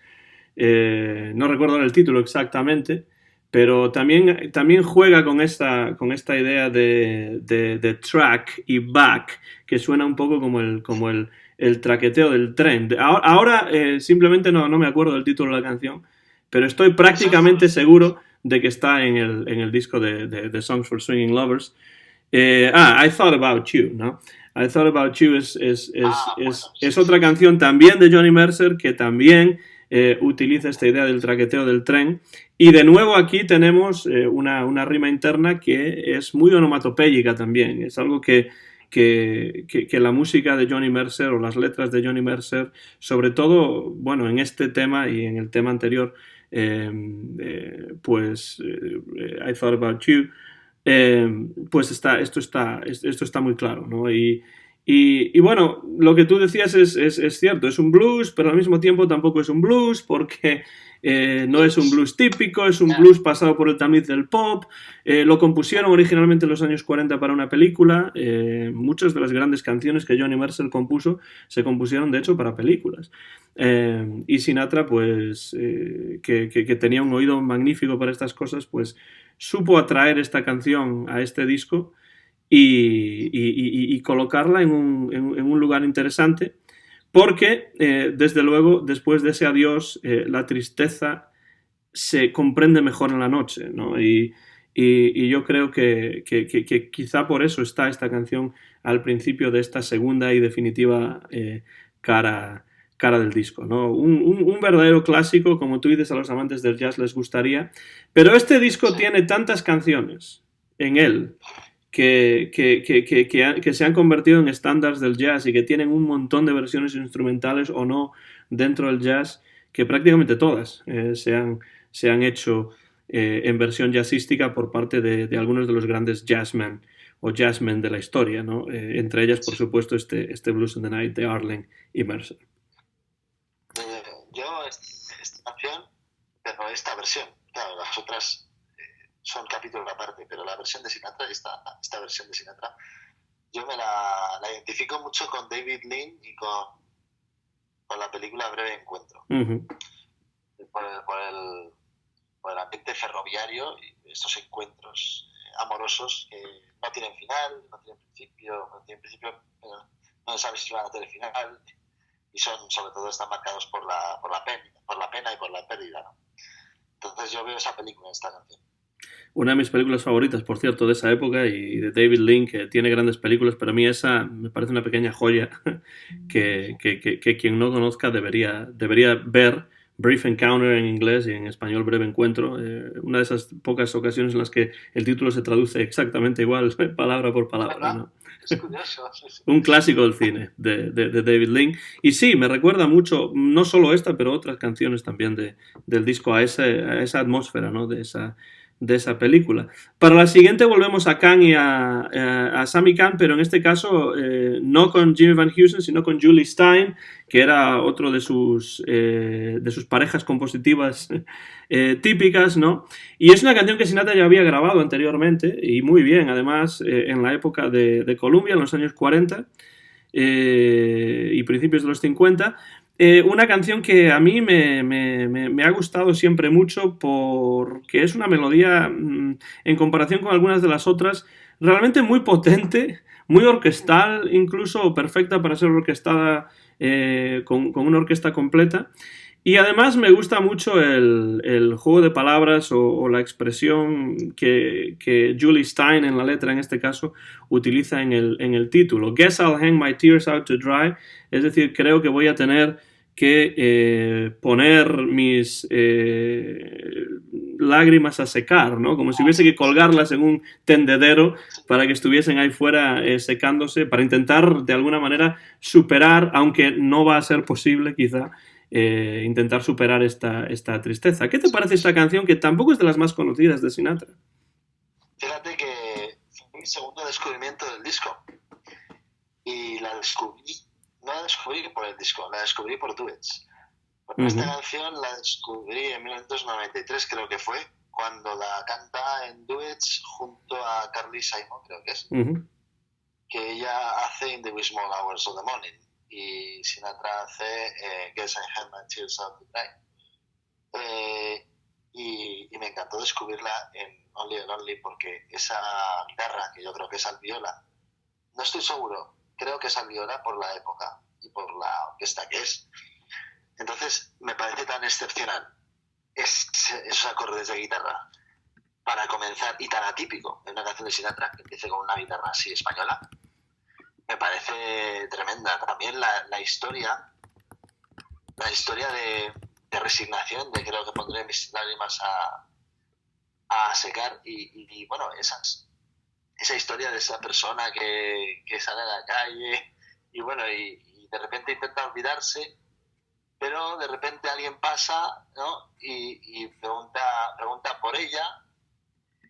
Y entonces ya él vuelve a deprimirse y vuelve a resignarse y a sentir ese llanto, ¿no? Es que la melodía es preciosa, es una de las más bonitas del disco. Y ya te digo que lo que me encantó el acompañamiento de guitarra y el final, sobre todo el final. Cuando dice que de repente alguien pasa y me pregunta por ti, y bueno, otra vez estamos igual, estamos deprimidos y cómo mantiene ahí la nota alta Sinatra, ¿no? Y baja otra vez al final, baja a decir el título del disco, de la canción otra vez. Y bueno, es que creo que puede ser, en cuanto a belleza musical, puede ser mi preferida del disco, por la belleza musical de la propia canción. Y después escuché la de Columbia. Yo evidentemente me quedo con esta, pero por todo, sobre todo por la guitarra. Esa guitarra a mí me conmueve demasiado. A mí me pasa también un poco lo que tú comentas con esta canción. Yo de hecho escuché la de Columbia primero y después esta, porque yo realmente conocí antes las grabaciones de Sinatra de Columbia que muchos de sus discos conceptuales de los 50 y 60, y entonces pues a mí es que me encanta esa voz del Sinatra joven, ¿no? Una voz clara y diáfana, ¿no? Pero al mismo tiempo reconozco que lo que tú dices es cierto. Este es un ejemplo en el que Sinatra mejora la versión de Columbia en la versión de Capitol para este disco conceptual. Ocurre también con otras canciones, Why Try to Change Me Now, por ejemplo, que la había grabado en Columbia y después la grabó también, creo que es en el disco No One Cares. es mejor la versión de Capitol, me parece, pero quizá también en cierto modo porque Sinatra estaba mucho más maduro personalmente y como cantante, ¿no? En los años 50 para poder cantar una canción tan complicada como el Why Try to Change Me Now, desde el punto de vista del sentimiento, y también esta que es I'll Hang My Tears Out to Dry, porque es una canción, además, que a mí me parece muy interesante comentar que no es una canción de total desesperación, sino que tiene un cierto humor también, un cierto toque humor, pero de humor resignado, ¿no? Como cuando dice eso de que sus amigos le piden que salga a dar una vuelta con ellos y él dice que no porque está ocupado y entonces hace una parte y dice creo que tengo que buscarme una nueva coartada, una nueva excusa, ¿no? I'll have to find a new alibi. Y entonces a mí casi me trae una sonrisa a la boca, ¿no? Cuando dice eso.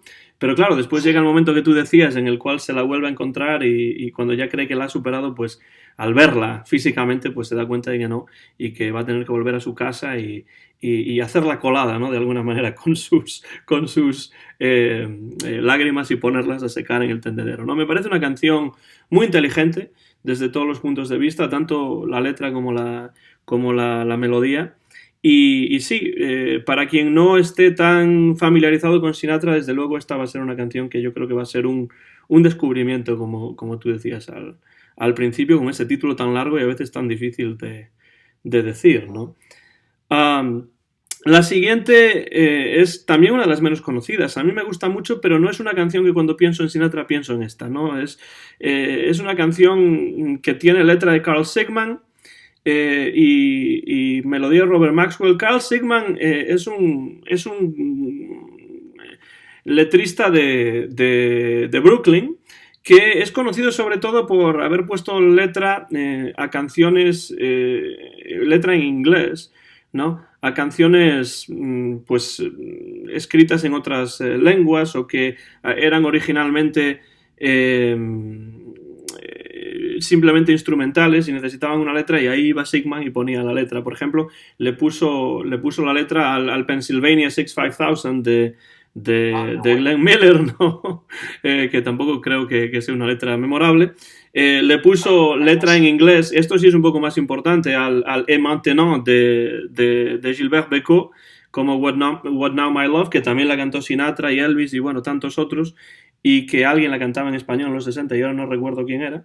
Pero bueno, el caso es que Carl Sigman compone la letra de esta Ebb Tide, que bueno, juega en este caso con otro tópico de la naturaleza, ¿no? Como son las mareas que vienen y van, ¿no? Un poco como los amores que vienen y van o los sentimientos que vienen y van, ¿no, Marcos? ¿Qué te parece esta canción? Que me parece quizá una de las menos conocidas del disco y de las que siempre pues pasan desapercibidas, ¿no? De alguna manera. Sí, hasta el punto de que yo no conocía esta canción por Sinatra, sino que la conocía por Matt Monro. Uh-huh. Que es una versión bastante buena, la verdad. Matt Monro es muy interesante. Habría que hablar alguna vez sobre él. Pero bueno, me parece que hemos dejado completamente la ciudad. De hecho, la ciudad ha desaparecido con Blues in the Night. Yo creo que es la última urbana, porque ya la siguiente, que es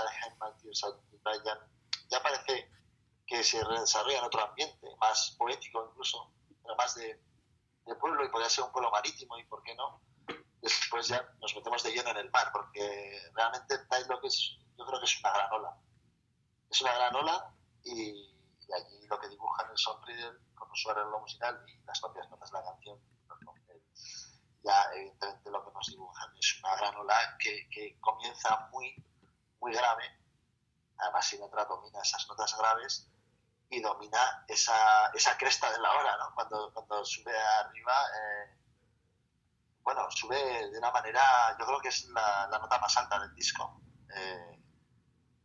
que precede a la nueva bajada y a la explosión. Tendríamos la explosión de la espuma y de la ola al final, ¿no?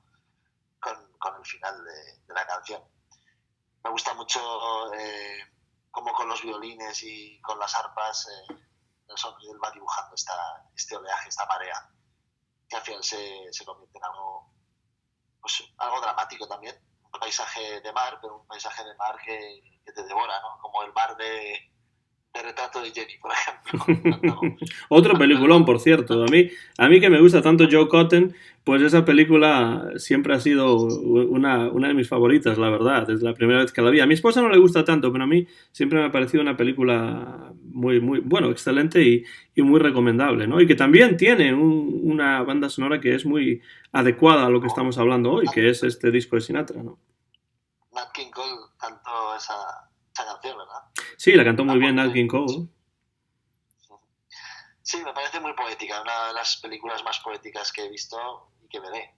La historia de los cuadros y cómo aparece Manhattan y el Central Park a través de un lienzo, ¿no? Me parece maravilloso. Y cómo también la imagen en algunos momentos es casi una imagen de cuadro, ¿no? Sí, es un cuadro, sí. Tal y como está filmada la película, ¿no? Pero bueno, algún día hablaremos de esa película en un programa especial, si quieres, porque lo que tú dices de que estamos en la naturaleza en esta segunda parte del disco es muy, muy interesante porque sí ocurre con Ebb Tide, que yo creo que está colocada en un momento también perfecto, y no está por casualidad ahí, porque ese paisaje marítimo, esa ola que dices al final, nos va a llevar, o a lo mejor no, vamos a ver, a la primavera con la siguiente canción, ¿no? Y bueno, la siguiente canción, Marcos, yo tengo que decir, bueno, que para mí Richard Rodgers es uno de los mejores compositores de la música del siglo XX. Desde el punto de vista de la composición musical, ¿no? Yo tuve la posibilidad de leer su autobiografía y, bueno, desgraciadamente no está traducida al español, pero se llama Musical Stages, y es un juego de palabras, claro, entre la palabra stage como escenario, pero también pasos, ¿no? Pasos a lo largo de la carrera de uno, ¿no? Y bueno, es un hombre muy perceptivo, tanto musicalmente como en general para rememorar, ¿no? Su propia vida e incluir en ese libro a todas las personas que conoció. Un libro, bueno, que quien sepa leer en inglés y lo pueda encontrar, pues es un libro muy interesante porque habla de cosas bueno, pues que interesarán a todos aquellos a los que les gusta este tipo de música de la que estamos hablando. Pero yo tengo que decir una cosa, a mí me gusta mucho más, y ya sé que no hay que elegir, pero me gusta mucho más Richard Rodgers cuando está escribiendo canciones con Lawrence Hart que cuando lo hace con Oscar Hammerstein. Y a mí me gusta Oscar Hammerstein también, pero el grado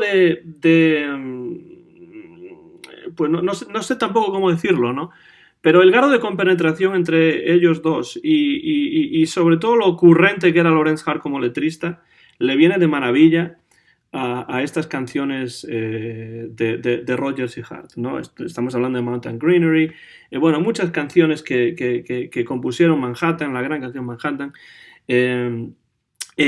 Pues yo creo que hay una comunión perfecta entre la música de Rodgers y las letras de Hart, y esto se ve en esta canción que se llama Spring is Here, o La primavera está aquí. Es que realmente es la negación de la primavera. Sí. La primavera está aquí, eso parece que he escuchado, pero yo no la veo, ¿no? Es un poquito el resumen de la historia. Al ver Spring, que es primavera, me he acordado de Springsteen, Bruce Springsteen, porque decía, es que decía... Bueno, que, tú tienes que meter a Bruce Springsteen en algún momento de la conversación, desde luego. Claro, pero es que me he acordado que cuando hizo un disco que se llama Fantasma de Tom York, The Ghost of Tom York, que es el disco que hace acústico, ¿no?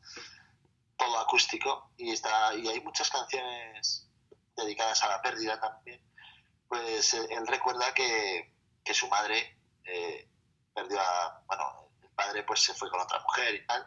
Entonces su madre decía que iba buscando por los bares de Estados Unidos a su padre, a ver si lo encontraba por ahí borracho en una barra del bar, y que siempre su madre siempre activaba la morla o la jukebox para poner Only the Lonely, este disco, y que este disco le había marcado a Springsteen para hacer El fantasma de Tom York. Es curioso, pero es así. De hecho, bueno, Springsteen en el cumpleaños de Sinatra, en el 80 cumpleaños, canta Angel Eyes. que está en este disco. Así que esto es un poquito cómo se cierra, ¿no?, el círculo. Pues a mí me gusta mucho la canción Spring is Here, sobre todo por la participación otra vez del arpa, que me parece un instrumento muy interesante, sobre todo para definir esa primavera que realmente no existe, porque cuando no estás, cuando has perdido al ser amado, pues evidentemente no hay primavera. Y es un poco la contradicción de grabar el disco dedicado al otoño y a la pérdida y al invierno, grabarlo en junio, en pleno verano, ¿no? Pues aquí se habla de la primavera, pero la primavera no existe. Pero esta contradicción existe en muchos discos, porque el disco de Navidad de Capitol está grabado en verano también. Claro. Es curioso. Claro, todos los discos de Navidad en realidad se graban en verano para que puedan estar listos para el mercado de Navidad, ¿no? En diciembre y en noviembre, y cuando ya llega el invierno y estamos todos ya pues esperando, ¿no?, la llegada de la Navidad, y ya empezamos a poner esas canciones cada vez antes, ¿no? Cada vez mucho antes, ¿no?, por cuestiones comerciales. Pero sí, tienes toda la razón en eso. Es un disco grabado en el verano, pero que da la sensación de que no está grabado en el verano, porque no tiene nada que ver con la atmósfera del verano, ¿no? Y esta canción, como tú dices muy bien, es la negación de la primavera. Y lo es, además, bueno, con una letra de Lorenz Hart, yo creo que de las mejores, aprovechando el homófono de Here, escrito H-E-R-E, y Here, H-E-A-R, ¿no?, aquí y oír o escuchar, ¿no? La primavera está aquí, o eso dicen, ¿no?, o eso oigo, eso me cuentan, ¿no? Porque en realidad él no es capaz de verlo. Y claro, los sentimientos pueden hacer que nosotros no seamos capaces de ver la realidad que está justamente delante de nosotros y golpeándonos en la cara, ¿no? Y de eso va esta canción, y además lo explican Rodgers y Hart, bueno, de una manera sencilla, pero que hay que pensar en ello, ¿no? Este juego de palabras nos parece fácil, pero realmente uno tiene que pensar y hacer que esa letra case bien con la melodía, ¿no? Y como digo, Hammerstein es un magnífico escritor de canciones, es un magnífico letrista, pero para mí Lorenz Hart es el compañero natural de Richard Rodgers. Sí. De hecho, Sinatra grabó más de Rodgers y Hart que de cuando colaboraba con Hammerstein. Yo creo que la mayoría de las canciones de Sinatra son de Rodgers y Hart. De hecho, las presenta así, él. Las que canta de Richard Rodgers. Y bueno, pues aquí está de nuevo Nelson Riddle, pues dibujando el otoño en primavera, que es un poquito de lo que se trata todo el disco, ¿no? Esa negación. Me recuerda un poquito a It Might As Well Be Spring. Por eso mismo, es otra vez en esa canción Sinatra vuelve a estar en primavera, pero no la historia dice que podía ser invierno perfectamente. Otra canción es It Might As Well Be Spring, que yo relaciono siempre con Dick Haymes, porque fue uno de los que primero la grabaron, y bueno, lo hicieron muy bien, como también lo hizo muy bien Sinatra. Pero sí, hay muchas canciones que tienen que ver con la primavera, y para mí esta es una de las más memorables, ¿no? Yo siempre comparo a Lorenz Hart como letrista con Ira Gershwin, porque los dos tienen este toque en muchos casos urbano, pero también son dos letristas, pues que juegan con las palabras de una manera muy inteligente. Hay una inteligencia de lo que se llama el verso ligero, ¿no?, o light verse en inglés, que utilizan hasta el máximo de sus posibilidades, tanto Hart como el hermano de George Gershwin, Ira. Y bueno, se ve en esta canción y también en muchas otras que compusieron juntos Rodgers y Hart. Gone with the Wind es la siguiente. Ya estamos acercándonos al final. Por supuesto, tenemos en el título de esta canción, pues reconocemos también el título de la famosísima película Lo que el viento se llevó, uno de los grandes clásicos del cine. pero es una canción, Gone with the Wind, que yo relaciono mucho con el jazz, porque hay muchas versiones instrumentales de jazz, y la relaciono también en muchos casos con Billie Holiday, porque la versión de Billie Holiday a mí me gusta mucho de esta canción, ya con esa voz, golpeada por los años y por los excesos y por la vida dura de Billie Holiday, ¿no? Pero Sinatra también la hace muy bien y, bueno, es una canción que recordamos la canción y la melodía mucho más que a sus compositores, Ali Rubel y Herb Magidson, es decir, no son compositores de cabecera de ninguna manera, pero compusieron una canción memorable como es Alejado con el viento, o Lo que el viento se llevó, o en inglés, que es además para mí una expresión muy difícil de traducir, pero muy bonita en inglés, Gone with the Wind. Sí, bueno, yo entiendo que se fue con el viento, ¿no? Es muy gráfico, la verdad. Fíjate que es muy curioso cómo esta segunda parte del disco, esta cara del disco, se remite a la fuerza de la naturaleza y elimina un poquito el carácter urbano que tenía en toda la obra. Entonces, me gusta sobre todo cómo está representado el viento. Hablábamos del viento con Gordon Jenkins, que era el que mejor lo dibujaba, pero desde luego aquí Sonriel lo dibuja muy bien con los juegos del clarinete, con todos los instrumentos de viento. Esta canción que también recuerdo yo en directo y de una manera, Sinatra la canta de manera soberbia, en el mismo show que cantaba la anterior, la de Goodbye o Willow Whitford. Yo creo que cantaba las tres juntas, si no recuerdo mal. Y me parece muy interesante que en esta cara B apuesten por eliminar el aspecto urbano y se elimina en beneficio de la fuerza de la naturaleza, ¿no? Lo hemos visto antes, la marea, la gran fuerza del mar, o ahora esa fuerza que se traslada al viento. Y es un viento que barre y que se lleva todo lo que hemos querido y vuelve a dejar al personaje en una soledad tal que ya llegamos a la última canción del disco, que será ya La soledad completa.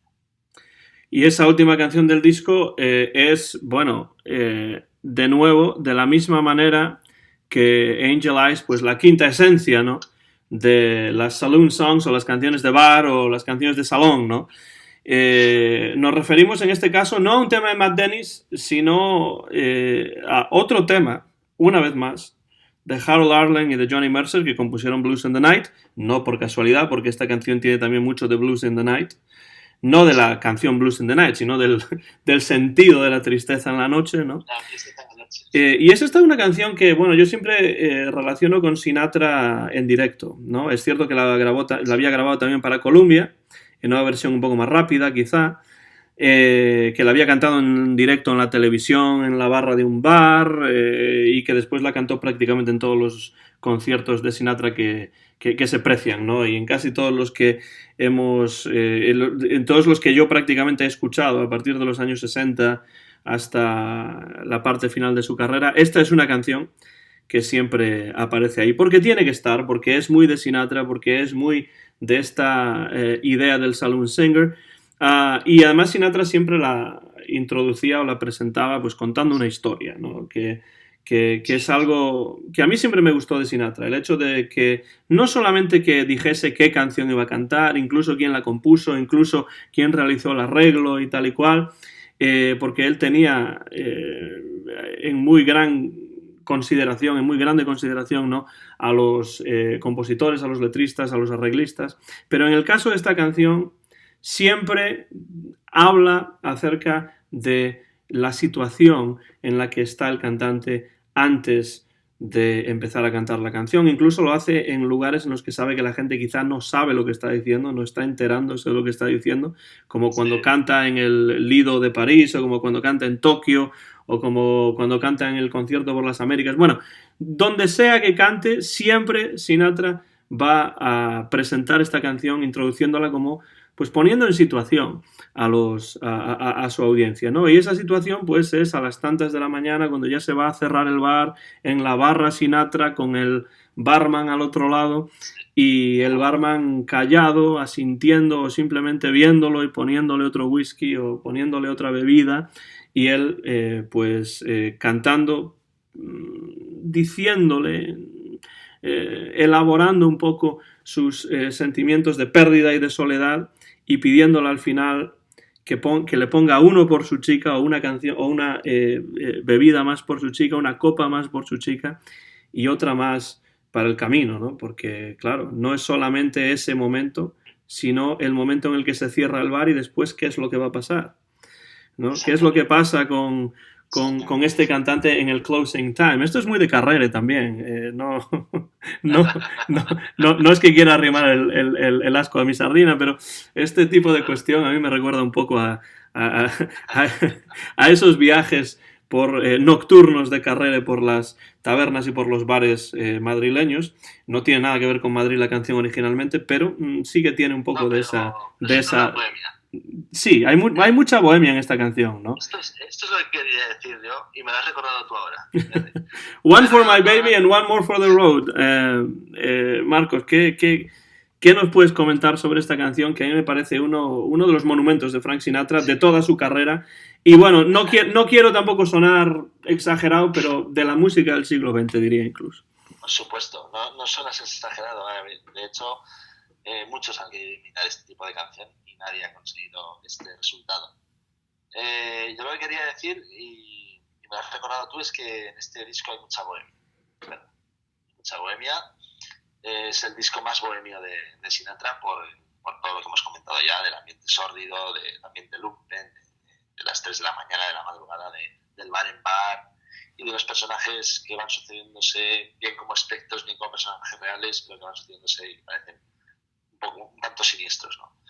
Me parece un acierto tremendo eliminar esa manía que había con One for My Baby desde el principio, desde que la cantara ya Fred Astaire.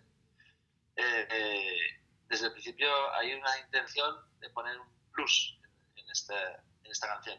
De hecho, en Colombia Sinatra la canta como un blues, Ella Fitzgerald también la canta como un blues, pero algo cambia en este disco y ocurre ya en John and Hart, la película John and Hart. Sinatra la canta al piano, esta canción, y ya parece desprovista de ese blues. Pero aquí es muy interesante que eliminen completamente todo tipo de ritmo, que solo se dediquen al piano, que Bill Miller aquí está en un momento de gracia insuperable, y que además al final de la canción aparezca ese saxofón como venido de otro lugar, un saxofón que no está en el bar, pero que viene quizá de la imaginación de ese hombre que está borracho, perdido y que no sabe qué va a hacer cuando cierren ese bar, que ha sido la última salvación y la última posibilidad que tenía, la última luz que ha visto al final de la calle. Porque volvemos otra vez, al final del disco, volvemos otra vez a la película. Y volvemos a ese Sinatra con gabardina, con sombrero, entrando en el bar, como representó en uno de los shows del 58, precisamente.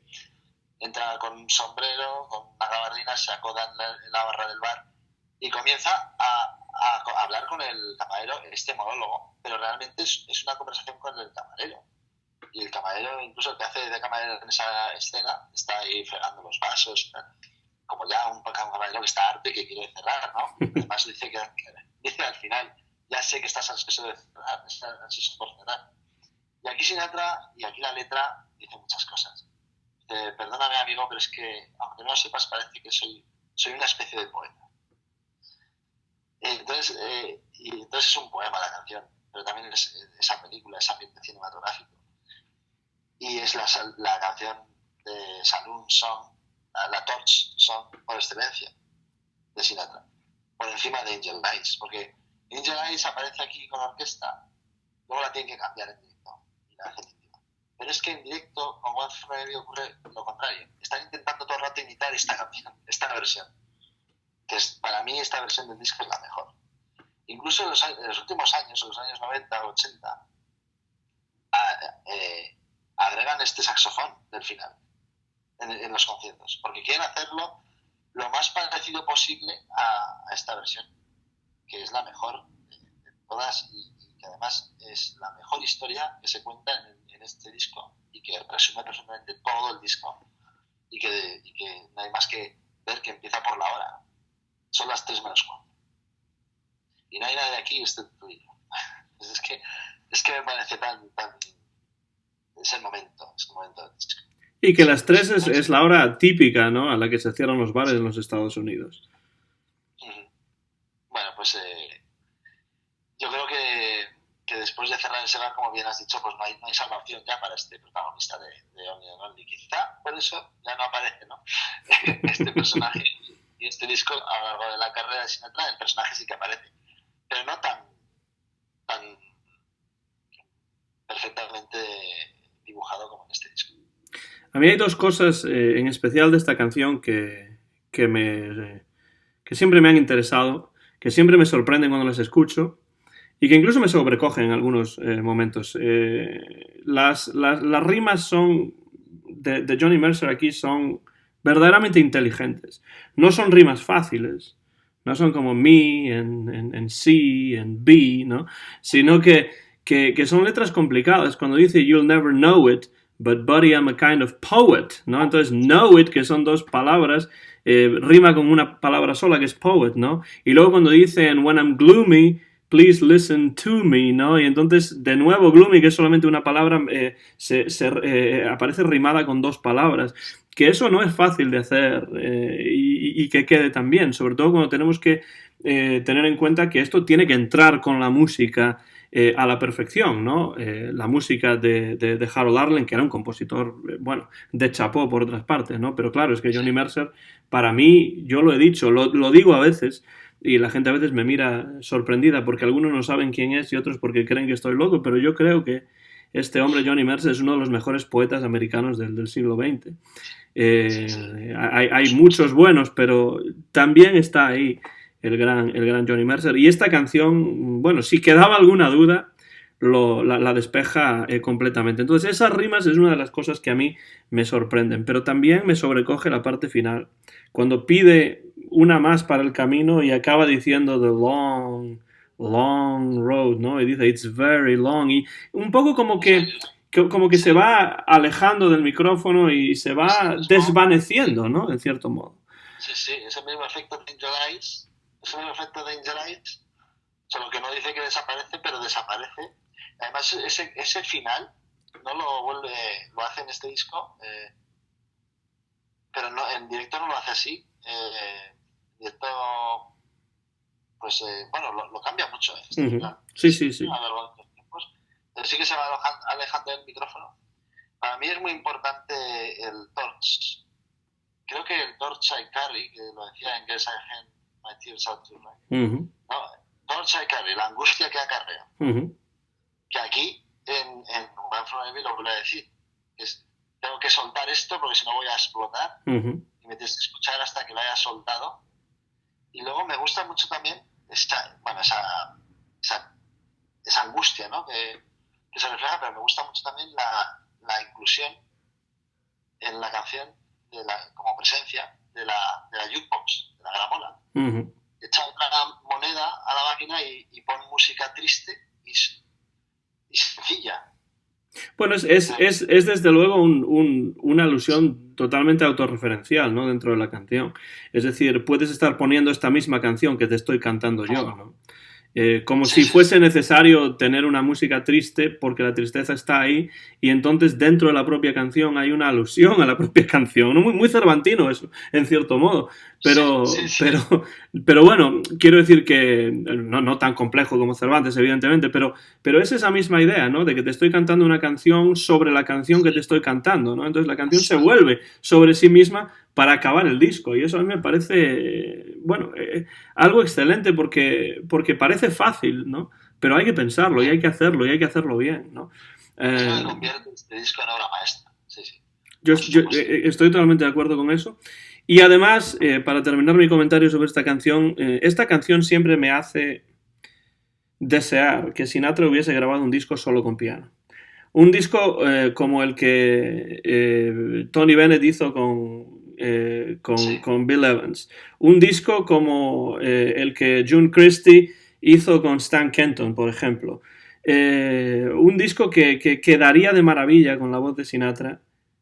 Y simplemente ese acompañamiento minimalista del piano que sería perfecto. Se dice en algunos libros que Sinatra tenía pensado hacer eso, que quiso hacerlo en alguna ocasión, pero que nunca llegó a concretarse.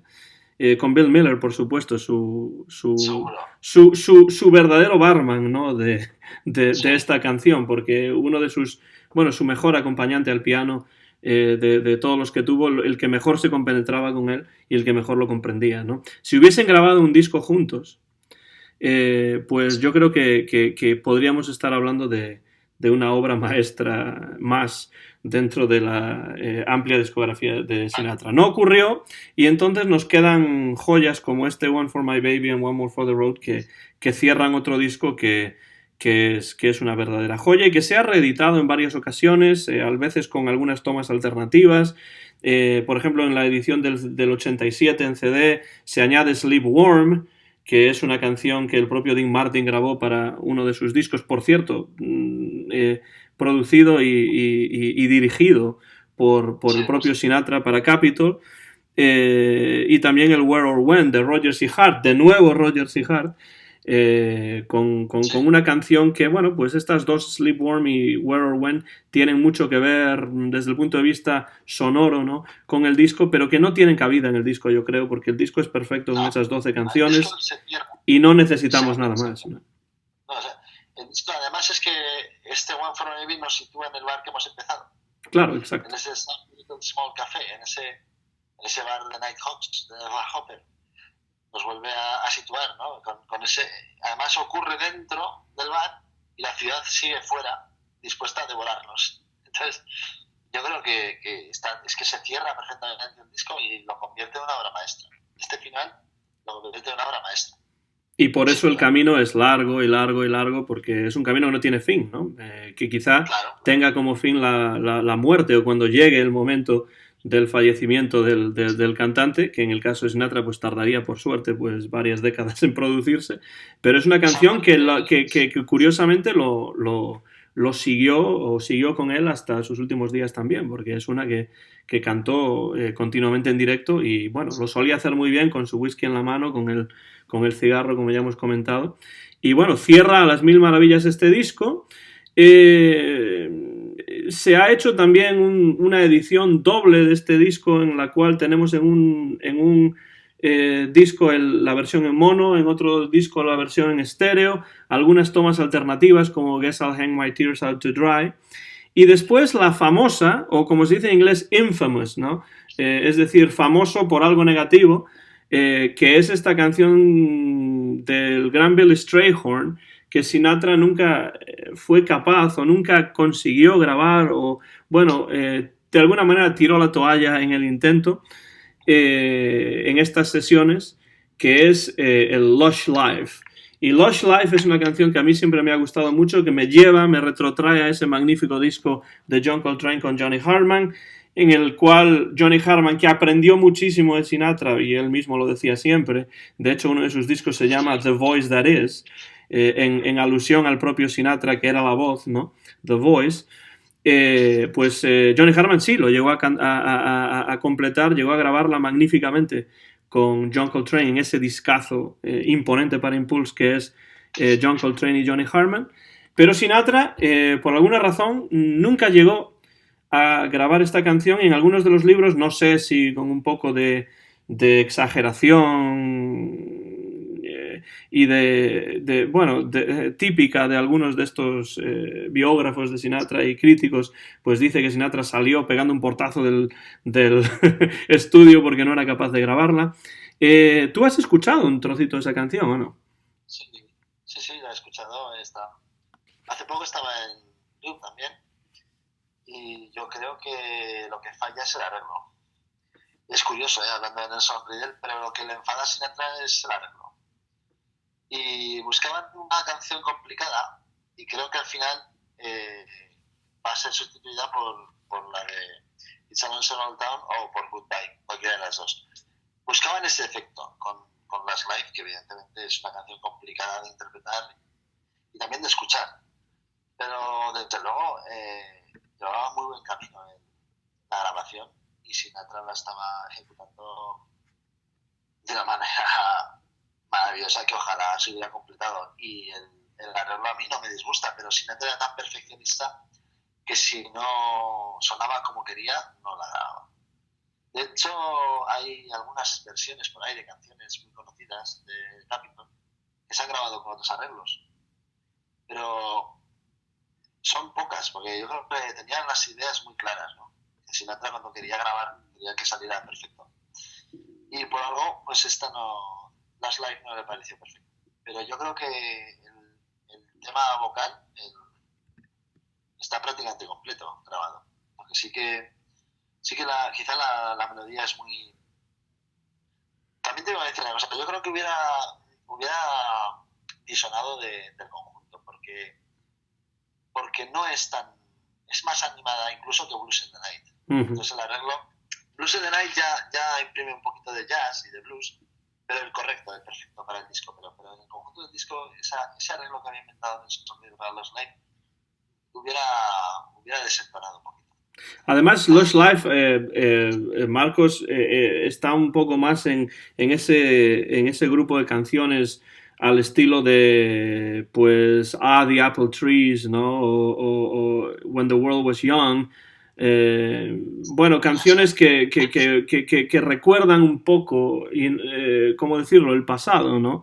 Mientras que en cierto modo el pasado no es tampoco tan importante en este disco, porque el tema no es el pasado, sino de alguna manera claro, el presente angustioso que no se acaba y que no tiene final y que sí que tiene su raíz en el pasado, pero Sinatra aquí se está centrando en el presente y es un presente desesperanzador, ¿no? Canciones como Lush Life hablan un poco del recuerdo de una vida pasada diferente a la actual, un poco como es When the World Was Young, ¿no? Y otras canciones de ese estilo, ¿no? Entonces, estoy de acuerdo contigo, creo que es una canción que de alguna manera no habría entrado en este concepto de este disco, quizá en otro disco sí, quizá a lo mejor en el September of My Years o en algún disco posterior de Sinatra o en el Point of No Return, que grabó con Axel Stordal, ¿no? También para Capitol, pero no necesariamente en este disco. Y no lo digo simplemente porque esté tan acostumbrado ya a escuchar las 12 canciones, sino por esa razón casi temática y de sonido que no casa tan bien, ¿no? No es una pieza de este puzzle en particular. No, además es que no se puede quitar ninguna. Ya hemos dicho que es una obra maestra, entonces cualquier aportación le sobra, ¿no? Entonces yo creo que... Y de hecho no sé por cuál se hubiera sustituido, porque no me sobra ninguna porque así como hemos dicho en algunos discos en alguna ocasión hemos dicho, esta es más flojeta, no, pero en estas están todas ahí arriba y no sobra ninguna. Entonces quizá hubieran introducido los slash por It's a Long Time o Goodbye o incluso por Blues in the Night, pero en cualquier caso el disco está bien así y celebramos que 61 años después suena mejor que nunca, porque la estupidez de la música actual nos lleva a engrandecer también todavía más la historia de la música del siglo XX. Vamos terminando este largo capítulo y vamos a tratar de hacerlo más breve, pero realmente yo creo que tú y yo lo sabíamos que no iba a ser posible hacerlo más breve, porque este disco es un discazo y bueno, tiene mucho que desgranar, y creo que en todos estos minutos que llevamos conversando transatlánticamente, ¿no? Pues creo que hemos ido desgranando poco a poco el disco y bueno, a mí me ha servido para volver a escucharlo una vez más, escucharlo con todavía más atención para poder intercambiar mis impresiones sobre él contigo. Y bueno, como siempre que terminamos este programa, quiero, bueno, darte la oportunidad de que expliques brevemente en un par de frases qué es lo que se encuentra alguien que no ha escuchado nunca Only the Lonely, como se dice en inglés, in a nutshell, ¿no? Como en la cáscara de una nuez, con unas cuantas frases rápidas. ¿Qué es lo que se encuentra un oyente o una oyente que jamás se ha acercado a este disco, que no lo conoce todavía, que piensa que Only the Lonely es una canción de Roy Orbison, pero que realmente no lo es, sino que es uno de los más grandes clásicos LPs conceptuales de Sinatra? Bueno, esperemos que partimos la idea de que conocen a Sinatra y que lo han escuchado, ¿no? Sí, claro, por supuesto. Por lo menos un poco, ¿no? Bueno, entonces sí que se van a escuchar el disco más oscuro de Sinatra. Realmente el que sí que representa la idea de las suicide songs, ¿no? De las canciones suicidas que decían en aquella época, porque como has dicho tú, después de esta historia que no termina, la única posibilidad es la muerte, ¿no? Sería la muerte para acabar una historia así. Entonces, claro, parece que en algunos temas de esta canción parece que sea una ansiada muerte, entonces parece que sean canciones suicidas. Pero bueno, sí que es el disco más oscuro, es el disco más complicado de Sinatra, si dejamos aparte Watertown, vuelvo a decir, porque me parece también muy complicado.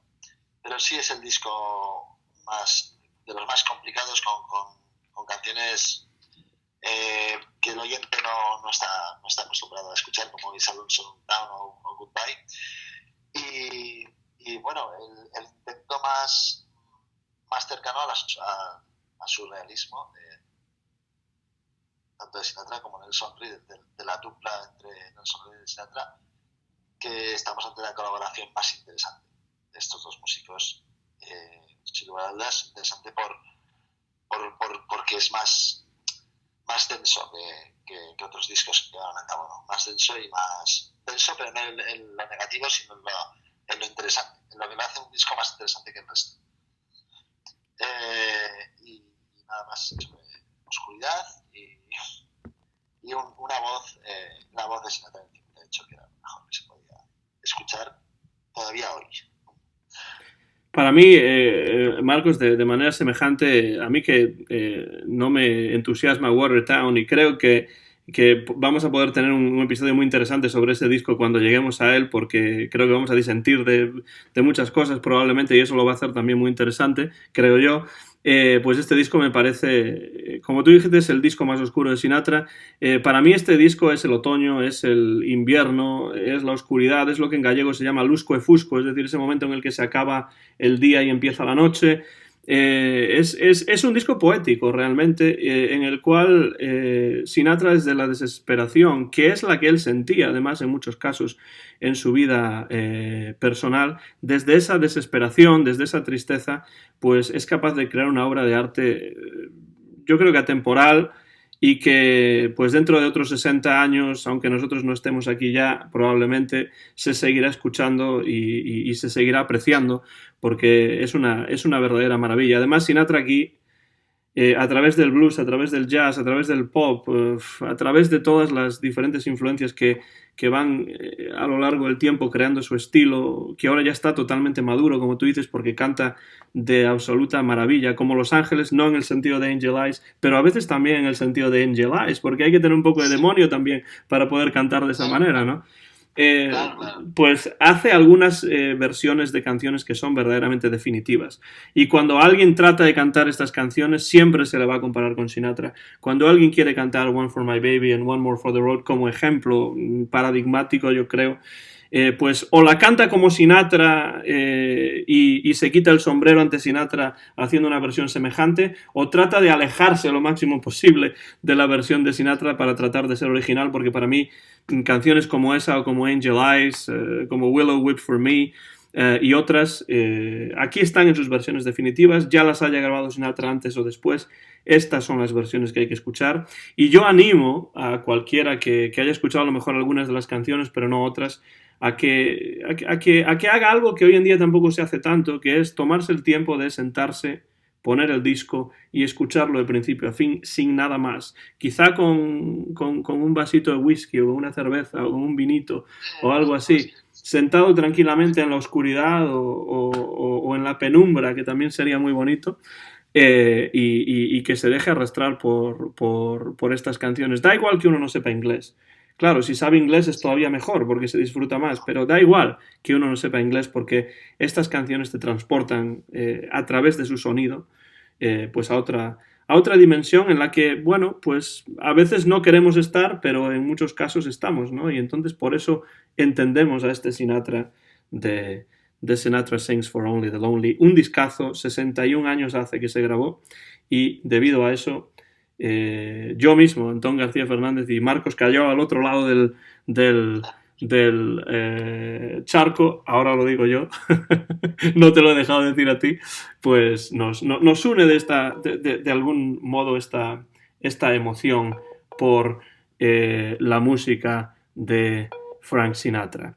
Terminamos así este programa que se grabó en directo entre Jackson, Tennessee y Zaragoza, España, y les emplazamos al siguiente episodio de este programa, Encuentros con Sinatra, en el canal de YouTube Antón GF. Muchas gracias por su atención y, como siempre, put your dreams away for another day.